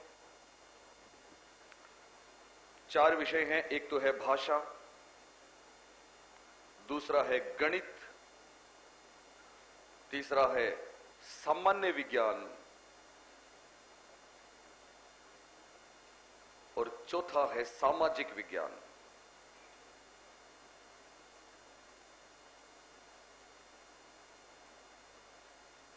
एनसीएफ 2005 चारों महत्वपूर्ण विषयों के बारे में सुझाव देता है। लिख रहे हो ना आप? 4 विषय कौन से? पहला बोलो भाषा, दूसरा गणित, तीसरा सामान्य विज्ञान और चौथा सामाजिक विज्ञान। क्या क्या होता है? वापस 1 नंबर डालो, भाषा लिखो, भाषा। और मैं आपको बता दूं, भाषा में 3 बातें महत्वपूर्ण है, ओनली 3। भाषा में 3 चीजें महत्वपूर्ण है। क्या क्या 3 बातें महत्वपूर्ण है? 1 नंबर पे है 1 2 3। 1 नंबर पे है त्रिभाषा सूत्र की संस्तुति, त्रिभाषा सूत्र की सिफारिश।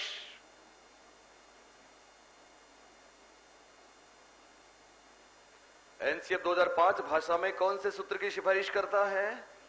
त्रिभाषा सूत्र की सिफारिश करता है। दूसरी बात, आरंभिक स्तर पर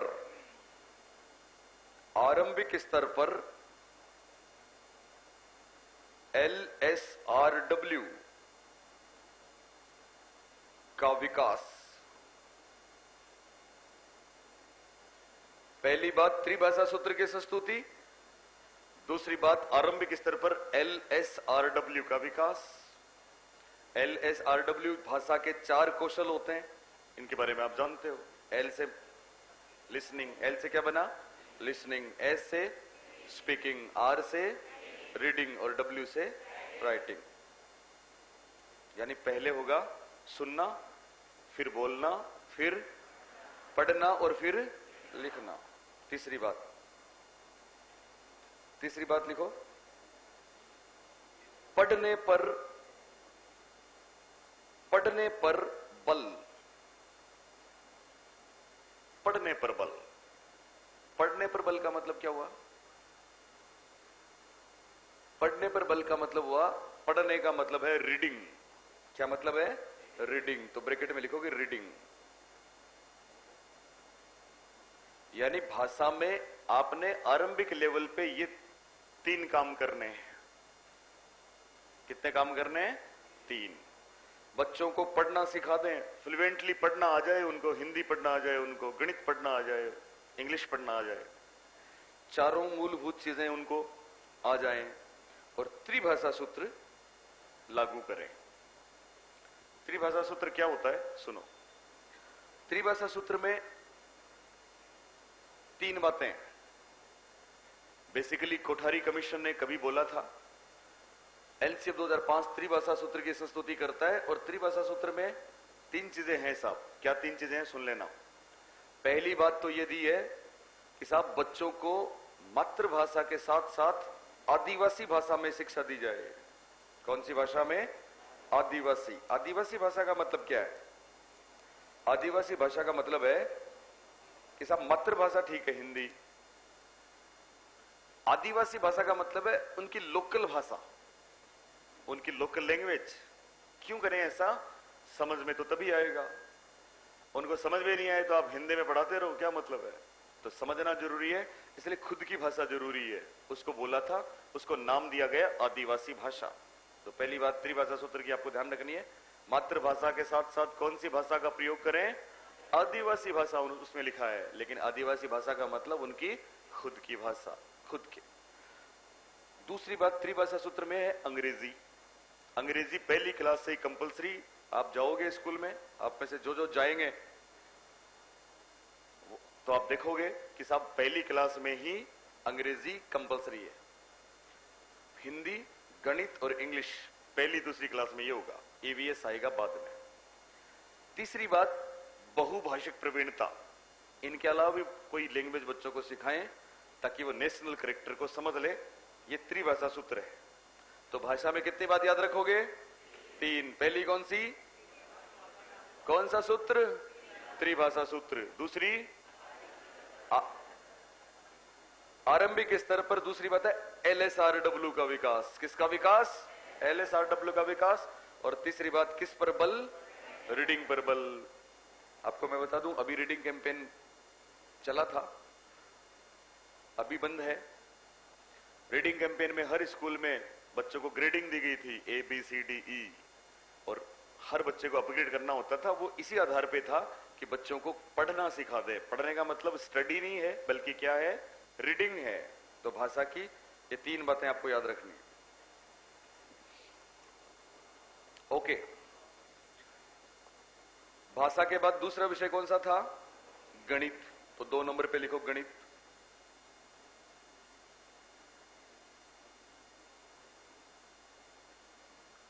गणित। आप मुझे बताएं, आप में किस किस के गणित है? हाथ खड़ा करें। ओके। गणित में चाहे सेकंड ग्रेड हो, चाहे फर्स्ट ग्रेड हो, चाहे थर्ड ग्रेड हो, एक चीज बहुत महत्वपूर्ण है जो बार बार परीक्षा में पूछी जाती है। आपको पता है गणित बालकों में कौन सी क्षमता का विकास करती है? बोलो। आप सही कह रहे हो, तार्किक क्षमता। लेकिन परीक्षा में अगली बात आती है। बोलो। यस, अमूर्तनों की संकल्पना। इसको याद रखना आप। किसकी संकल्पना? अमूर्तनों की संकल्पना। दूसरी बात, जो जिनके गणित नहीं है उनको गणित से डर लगता है ना? इसलिए गणित में 2 चीजें डाली गई हैं। एक तो विज्ञान में भी है, गणित में भी है। एक तो गणित से प्यार कब होगा?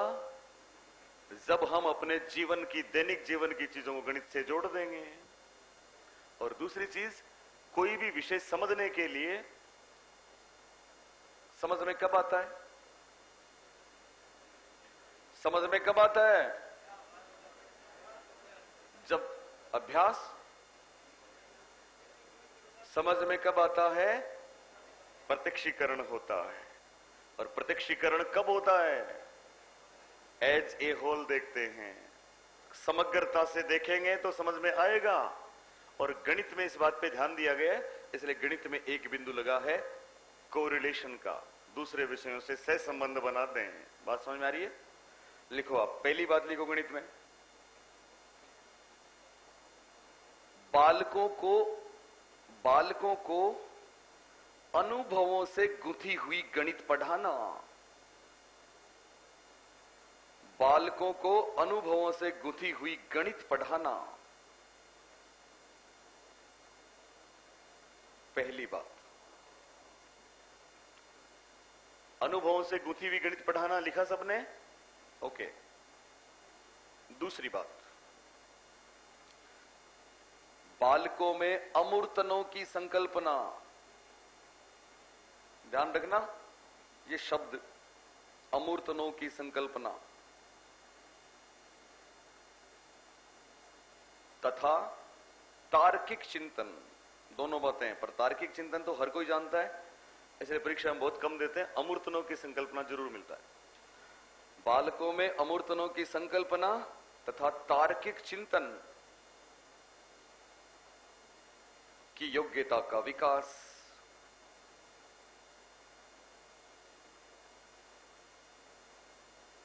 योग्यता का विकास। और गणित की तीसरी बात, पहली बात अनुभव वाली, अनुभवों से जोड़ दें। दूसरी बात अमूर्तनों की संकल्पना वाली। और तीसरी बात गणित का विभिन्न विषयों से, यस, गणित का विभिन्न विषयों से सहसंबंध स्थापित कर दें।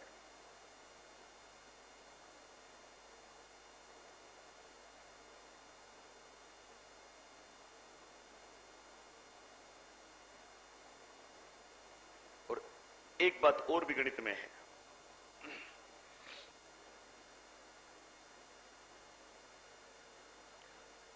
गणित में 4 बातें हैं।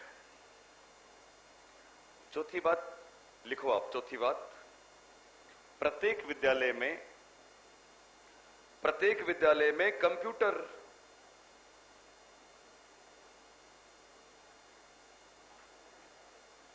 Software, internet.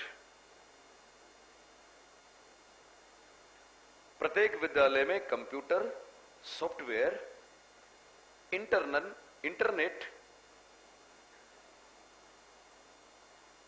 जैसी कनेक्टिविटी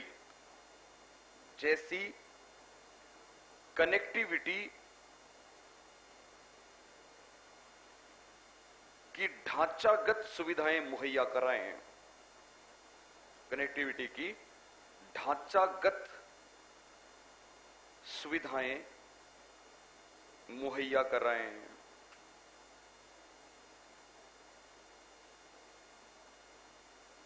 मुहैया कराएं का मतलब उपलब्ध कराएं, इन्फ्रा बना दें, उनका बेस बना दें, बेस। तो आपको पता है आज स्कूलों में डिजिटाइजेशन हो चुका है ना। शाला दर्पण पे अभी आप क्लिक करो, पता लग जाएगा कितने बच्चे प्रेजेंट हैं। तो कंप्यूटर या इंटरनेट या कनेक्टिविटी, कौन सा विषय? बोलो, गणित। क्या गणित के बिना संभव है? नहीं है। तो गणित में ये चारों बेहतरीन बातें हैं, याद रहेगा आपको। कनेक्टिविटी, कंप्यूटर, इंटरनेट कौन से विषय से संबंधित हुआ? गणित से। कौन से विषय से? गणित से। और इसके अलावा गणित की 3 बातें। पहली बात कौन सी? अनुभव वाली। दूसरी बात कौन सी? अमूर्तनों की संकल्पना वाली। और तीसरी बात कौन सी? सहज संबंध वाली। ओके, तो 2 विषय कर लिए हमने। पहला विषय था भाषा। भाषा की कितनी बातें याद रखनी है? 3। पहली कौन सी? त्रिभाषा सूत्र। दूसरी कौन सी? LSRW वाली। और तीसरी कौन सी? पढ़ने वाली। त्रिभाषा सूत्र में ध्यान रखना 3 बातें। त्रिभाषा सूत्र में कितनी बातें? 3 बातें हैं। एक तो आदिवासी भाषा मातृभाषा के साथ माध्यम के रूप में, ताकि उनको समझ में आए। दूसरी बात अंग्रेजी। कौन सी? अंग्रेजी। और तीसरी बात बहुभाषिक प्रवीणता के लिए और कोई भाषा। क्लियर? उसके बाद दूसरा विषय कौन सा था? गणित। कौन सा था? गणित की कितनी बातें? 4 बातें। पहली कौन सी? अनुभव वाली। कौन सी? अनुभव वाली। दूसरी अमूर्तनों वाली। तीसरी सहज संबंध वाली। और चौथी कंप्यूटर व इंटरनेट वाली। तीसरा विषय सामान्य विज्ञान। सामान्य विज्ञान।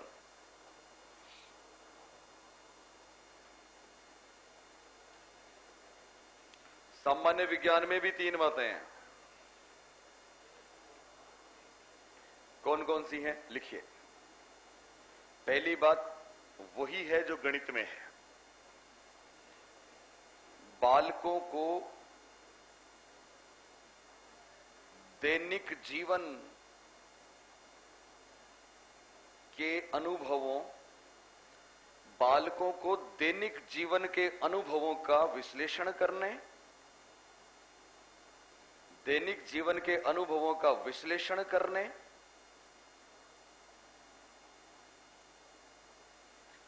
तथा उनकी सत्यता की जांच करने,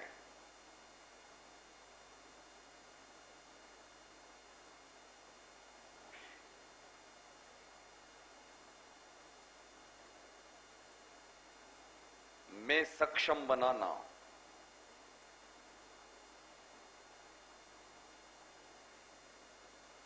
सामान्य विज्ञान की 3 बातें। पहली बात बालकों को दैनिक जीवन के अनुभवों का विश्लेषण करने और उनके सत्यता की जांच करने में सक्षम बनाना। दूसरी बात, पहला बिंदु लिख लिया आपने, बालकों को दैनिक जीवन के अनुभवों का विश्लेषण करने और उनकी सत्यता की जांच करने में क्या बनाना? सक्षम बनाना। और दूसरी बात लिखें,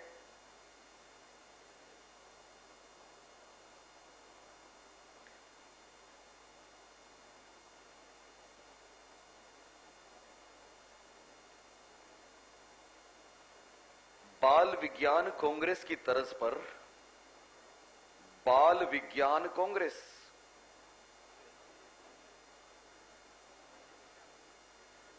बाल विज्ञान कांग्रेस की तर्ज पर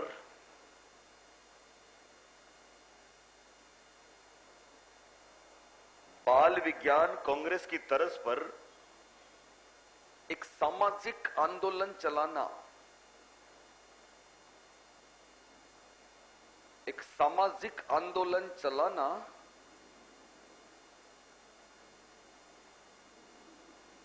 ताकि ताकि देश में अन्वेषण का माहौल पैदा हो सके।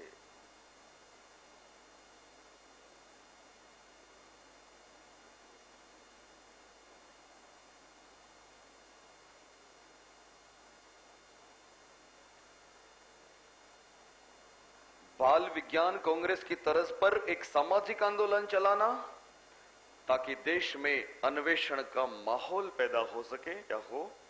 और तीसरी बात लिख लो इसमें, प्रायोजनाओं का उपयोग। प्रोजेक्ट, प्रायोजनाओं का उपयोग करें साहब। प्रोजेक्ट अपने आप में समग्र है, प्रोजेक्ट से प्रत्यक्षीकरण होता है, प्रोजेक्ट से समझ में आता है, क्योंकि प्रोजेक्ट में करके सीखना भी है।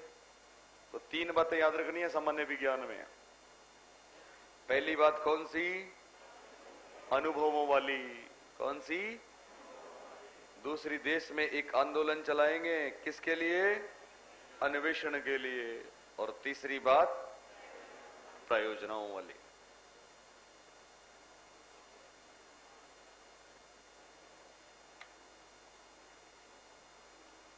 बोला नहीं क्या उसको? चाय के लिए बोला नहीं?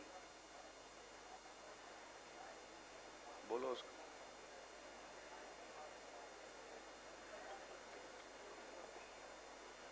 चलिए नेक्स्ट।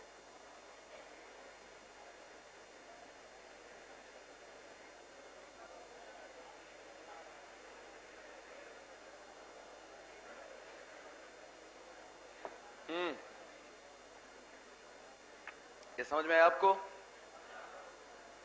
सुने, एक बात बताता हूं। सामान्य विज्ञान में पहली बात है बालकों को दैनिक जीवन के अनुभवों का विश्लेषण करने और उनकी सत्यता की जांच करने में सक्षम बना। आपको पता है पहले मान्यता यह थी, जैसे पहले रटना था ना, रटना, सब पढ़ना रटना ही है बस, डिसिप्लिन है बस,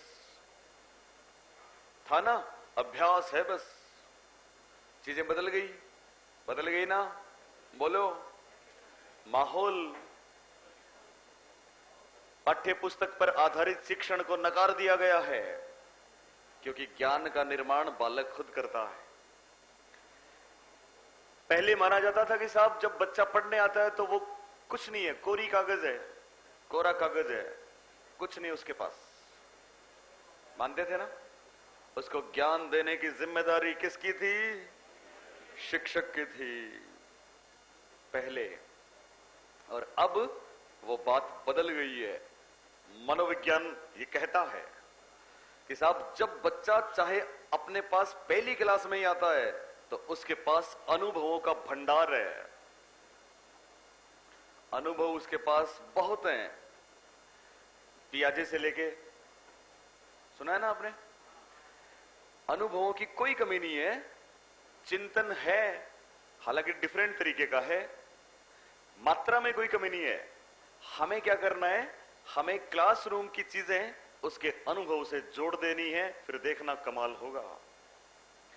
आपने सुना है मनोवैज्ञानिक से तार्किक क्रम, अनुभव से तर्क, सुना है ना? एम्पिरिकल टू रेशनल या साइकोलॉजिकल टू लॉजिकल। वो क्या है? वो यही तो है। हम बच्चों के साथ क्लास में जो इंटरेक्शन करते हैं वो क्या है? बोलो। वो तर्क है। वो क्या है? और बच्चा जो अपने निजी जीवन में लेता है वो क्या है? बोलो। अनुभव है। तो दोनों को मिला देंगे तो कमाल होगा कि नहीं? बोलिए। होगा। प्रोफेसर यशपाल का एक स्टेटमेंट सुनना, क्या बोला उन्होंने इस बात से।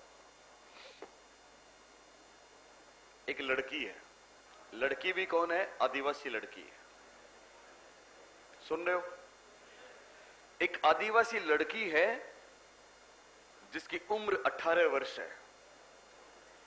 सुनना, आदिवासी लड़की 18 वर्ष उम्र है, उसका परिवार पहाड़ की तलहटी में रहता है,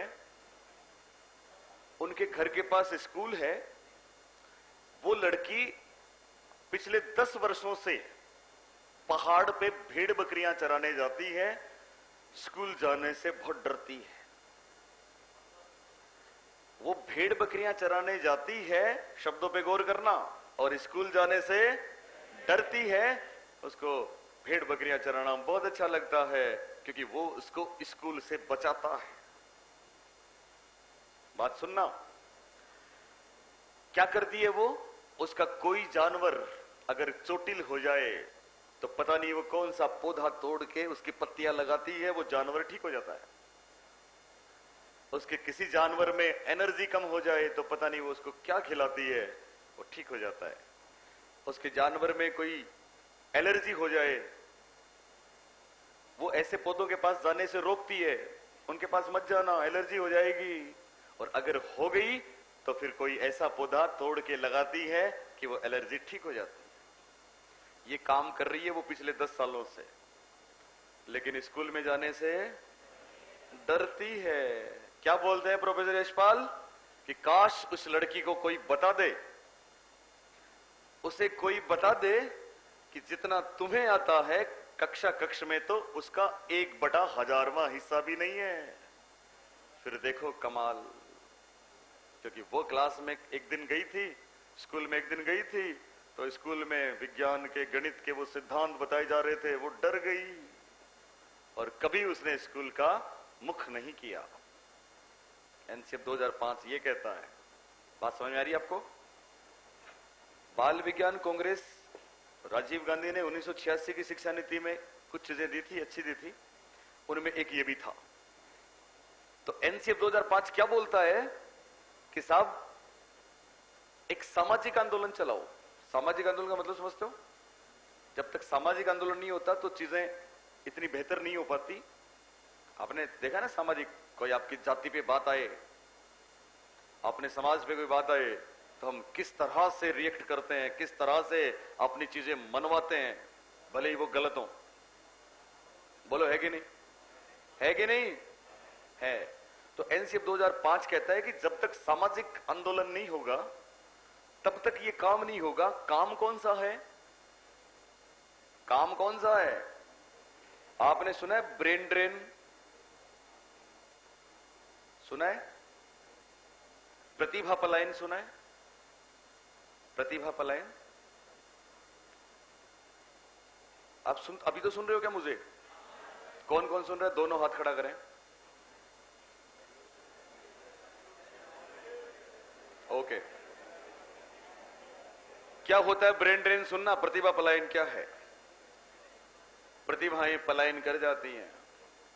जहां माहौल अच्छा ना हो वहां पे प्रतिभाएं रुकती नहीं है साहब, और ये हमारे देश की एक बहुत बड़ी कमी है। क्या आप जानते हैं दुनिया के पूरे विश्व के top doctors, top engineers, top scientist, top teachers कौन है? हम लोग हैं, भारतीय हैं, इंडियंस हैं। लेकिन क्या आप जानते हैं वो कहां हैं? कोई बराक ओबामा की टीम में है, कोई ट्रंप की टीम में है, कोई इंग्लैंड में गृह मंत्री है। बात समझ रहे हैं? क्यों हुआ ये? इसलिए हुआ। मैं गृह मंत्री राजनीति की बात नहीं कर रहा, पर खास बात सुने आप, अर्ली स्टेज पर उनको यहां माहौल ही नहीं मिल रहा, इसलिए वो चले जाते हैं। इसको बोलते हैं प्रतिभा पलायन। क्या बोलेंगे इसको? प्रतिभा पलायन। इंग्लिश में इसको बोलते हैं ब्रेन ड्रेन। तो एनसीएफ 2005 साइंस में यह बात बोलता है कि रिसर्च का माहौल बना दो देश में, फिर देखो कमाल होगा। और तीसरी बात है प्रोजेक्ट। प्रोजेक्ट आपको मैं कई बार बता चुका हूं। तो साइंस की 3 बातें याद रखनी है आपको। अब है चौथा और आखिरी विषय, और वो है आपका एसएस,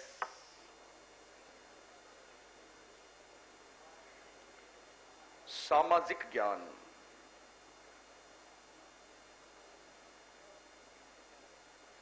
सॉरी ज्ञान नहीं, विज्ञान, सामाजिक विज्ञान, सोशल साइंस बोलते हैं इसको। और इसकी दो तीन बातें। सबसे पहली बात लिखो, जेंडर के संबंध में न्याय। अभी सीटेट में आया था इस पे प्रश्न, जेंडर क्या होता है। पहली बात, जेंडर के संबंध में न्याय। दूसरी बात, एससी एसटी के मामलों में जागरूकता।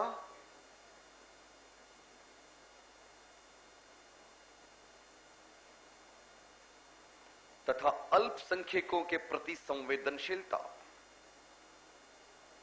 जो लोग सोशल साइंस पढ़ रहे हैं, सामाजिक है उनके विषय, आप सोच सकते हैं आपके विषय में कौन कौन सी चीजें हैं। कितने लोग हैं एसएस वाले? हाथ खड़ा करें, एसएस वाले। ओके, तो पहली बात जेंडर के संबंध में न्याय, दूसरी एससी एसटी के मामलों में जागरूकता तथा अल्पसंख्यकों के प्रति संवेदनशीलता।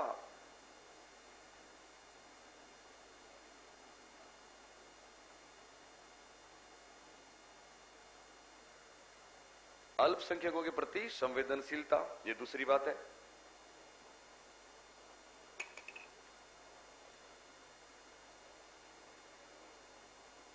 कितना ध्यान रखते हो, थैंक यू।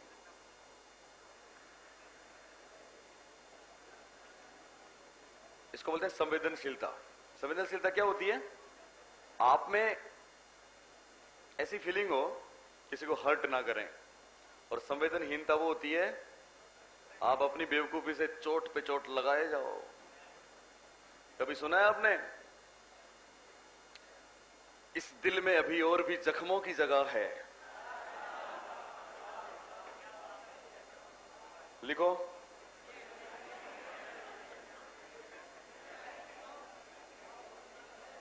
क्यों सुनाओ? सुनने के लायक हैं क्या? आपको तो कुछ युद्ध की, लड़ाई की बातें सुनाओ।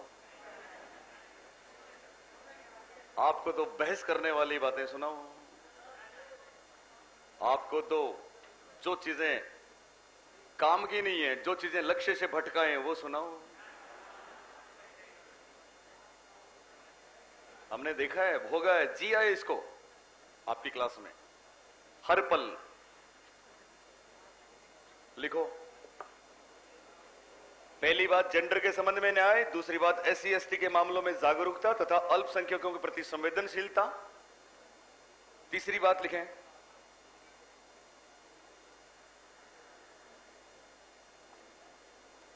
तीसरी बात,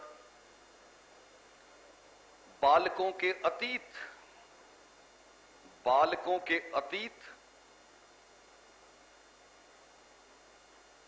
तथा नागरिक अस्मिता। बालकों के अतीत, फिर एक उर्दू का शब्द है, बालकों के अतीत तथा नागरिक अस्मिता की अवधारणा पर, बालकों के अतीत तथा नागरिक अस्मिता की अवधारणा पर इतिहास के प्रभाव का अध्ययन। यानी हिस्ट्री शामिल है आपके एसएस में।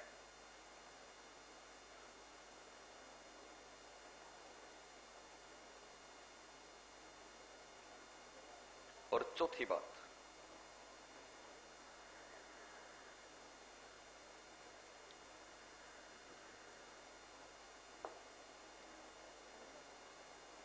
लिखा ना सबने आपने, बालकों के अतीत और नागरिक अस्मिता की अवधारणा पर किसके प्रभाव का अध्ययन? इतिहास के प्रभाव का अध्ययन। और चौथी बात आप लिखें, ज्ञान के विशिष्ट क्षेत्रों की खोज।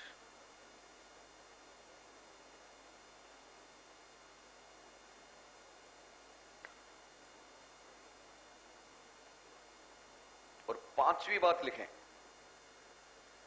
चौथा बिंदु है ज्ञान के विशिष्ट क्षेत्रों की खोज, और पांचवा बिंदु है वही प्रजातांत्रिक वाली बात है, स्थानीय निकायों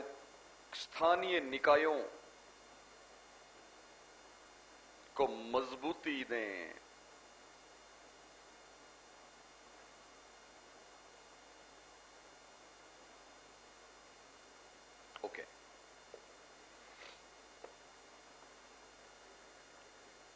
स्थानीय निकायों को क्या दें? मजबूती दें। एसएस सामाजिक विज्ञान,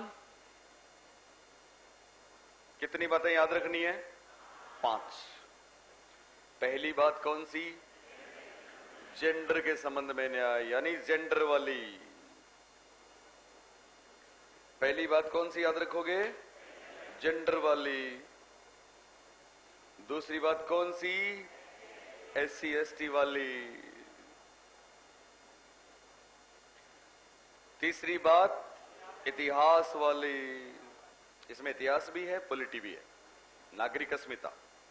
और चौथी बात ज्ञान के विशिष्ट क्षेत्रों की खोज। और पांचवी बात स्थानीय निकायों को मजबूत। सुनना, जेंडर क्या होता है? अभी सीटेट किस किसने दिया था? ओके। जेंडर क्या होता है? सुनो, आपको पता है जेंडर क्या होता है? लिंग क्या होता है? सुनो, आपने सुना होगा बहुत बार लैंगिक पूर्वाग्रह, जेंडर बायस। सुनना, 2 चीजें होती हैं। इंग्लिश के 2 शब्द हैं, आप सुन रहे हो? एक तो है सेक्स और एक है जेंडर। सेक्स को बोलते हैं यौन।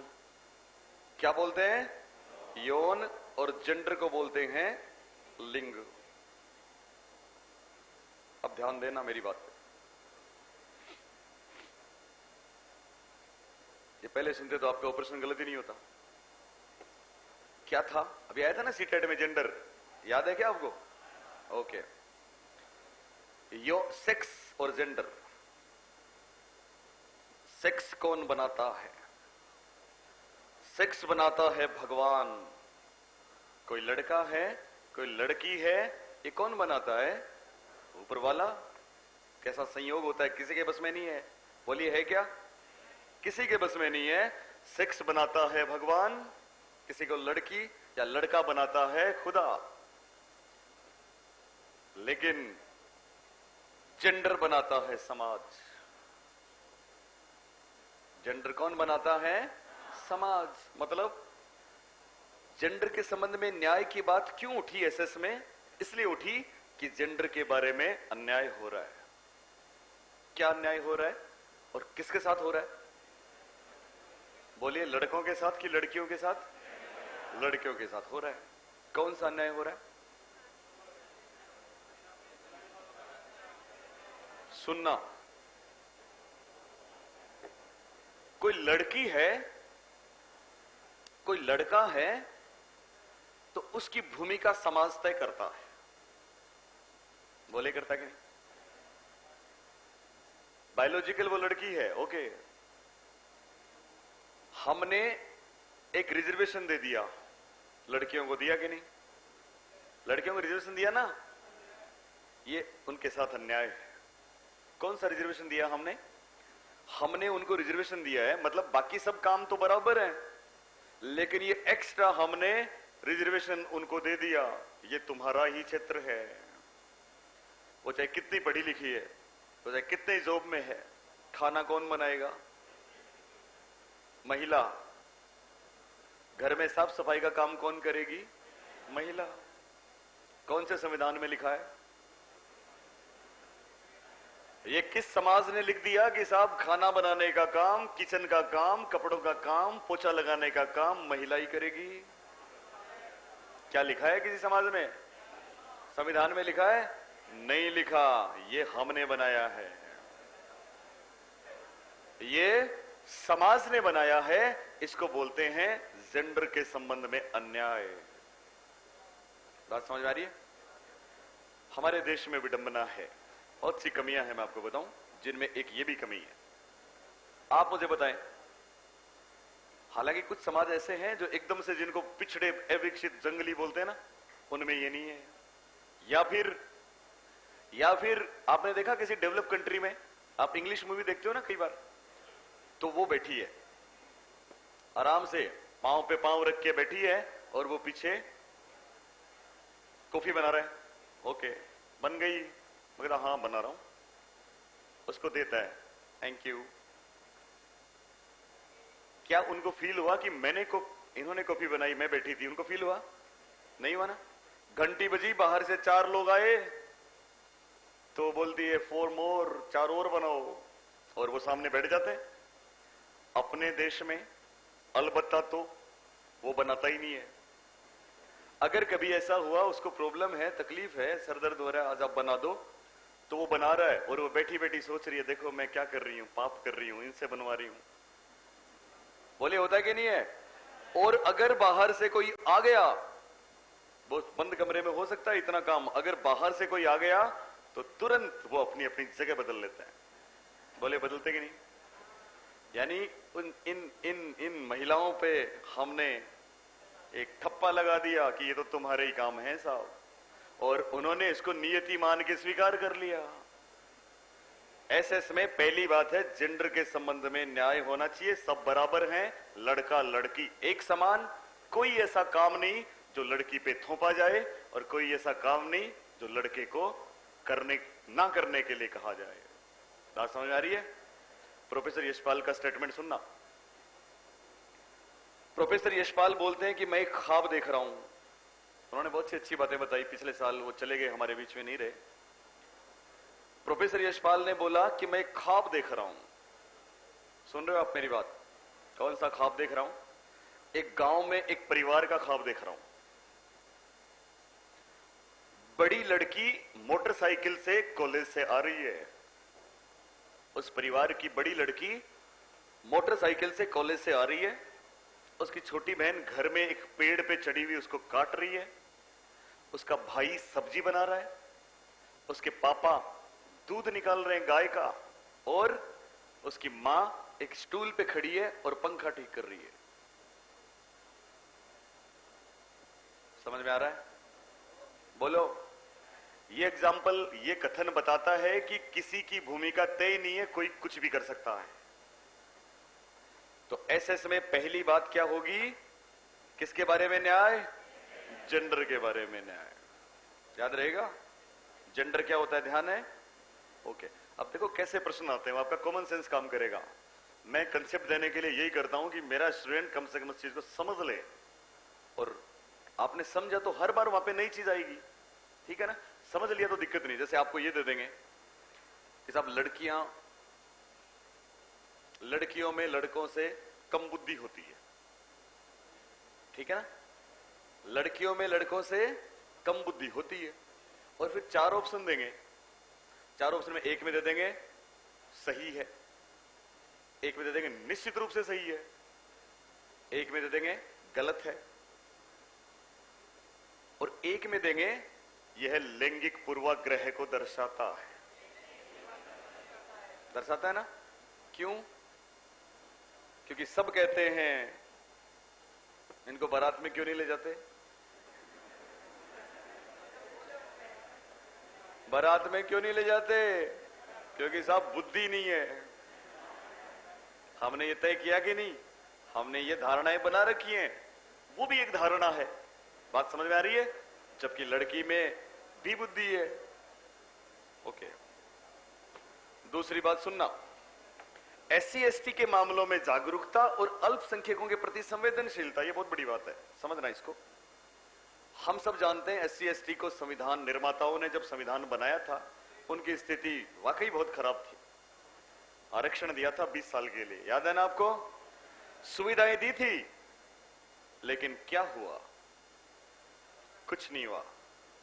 क्योंकि जिनको वास्तव में एक दुखी गरीब जो वहां पे गांव के उस कोने में है, जिसको फायदा मिलना चाहिए था, उसको फायदा नहीं मिला। फायदा लेते रहे वो लोग जो पहले से फायदे में। एक आईपीएस के घर में रिजर्वेशन चल रहा है, बात समझ रहे हैं आप? उनको फायदा मिला है, और उनको तो पता भी नहीं है कि सरकार ने आपको कौन कौन सी योजनाएं दे रखी हैं, कौन कौन सी सुविधाएं दे रखी हैं, उनको पता भी नहीं है। उनको ये फॉर्म इसलिए नहीं भरा, परीक्षा इसलिए नहीं दी, हालांकि इसमें और बहुत सी बातें क्रिटिकल हैं, मैं उनको नहीं करना चाहूंगा, पर फिर भी इसलिए नहीं दी। गांव में वो दुखी था कि नहीं मेरे पास किराया नहीं था बेंगलोर जाने का, जबकि उसको पता नहीं था कि तुम्हारा किराया भी फ्री है। बात समझ में आ रही है? इसका मतलब एनसीएफ 2005 कहता है कि आप इन वर्गों के बच्चों को स्कूल में ही बता दो कि तुम्हें क्या क्या मिल सकता है, और हर एक आखिरी सिरे तक ये लाभ पहुंचे, तो ये आरक्षण की जरूरत ही नहीं है। बोलिए, बात समझ में आ रही है आपको? लेकिन लाभ मिले सबको। लाभ तब मिलेगा जब क्या आएगी? क्या आएगी? जागरूकता। हालांकि काफी आ रही है, लेकिन फिर भी उन्होंने अपनी नियति मान ली। पता है, ऐसे परिवार देखे हैं, आपने सुना होगा, हमने ऐसे देखे हैं कि साहब नौकरी हमारा काम, नौकरी तो बड़े लोगों का काम है, ऐसा सोचा जाता था। अब भावनाएं बदली हैं, मानते हो ना आप? उनको ये लगता था नहीं, हमारा नौकरी का काम नहीं है। तो ये SC/ST के बारे में बात है, जागरूक बना दें। अल्पसंख्यक आप समझते हो, मुस्लिम या अदर देन हिंदू, क्रिश्चियन, कि हम उनके प्रति संवेदनशील रहें। संवेदनशीलता का मतलब होता है उनका ख्याल रखें, उनको हर्ट ना करें। और ये एक ऐसी चीज है जो यहां पे तो इन्होंने बोली है, लेकिन मैं आपको बताऊं, हर बार बहुसंख्यक वर्ग होता है ना, वो अल्पसंख्यकों को उसको ज्यादा ध्यान रखना चाहिए, क्योंकि उनको टेंशन हो जाती है। छोटी सी बात, पाकिस्तान में हिंदू रह रहे हैं, पता है ना?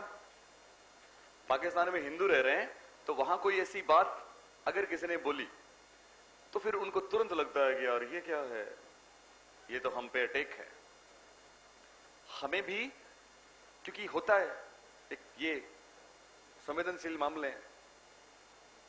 चलिए, अतीत का मतलब पास्ट, नागरिक अस्मिता का मतलब सिविक सेंस होना चाहिए उसमें।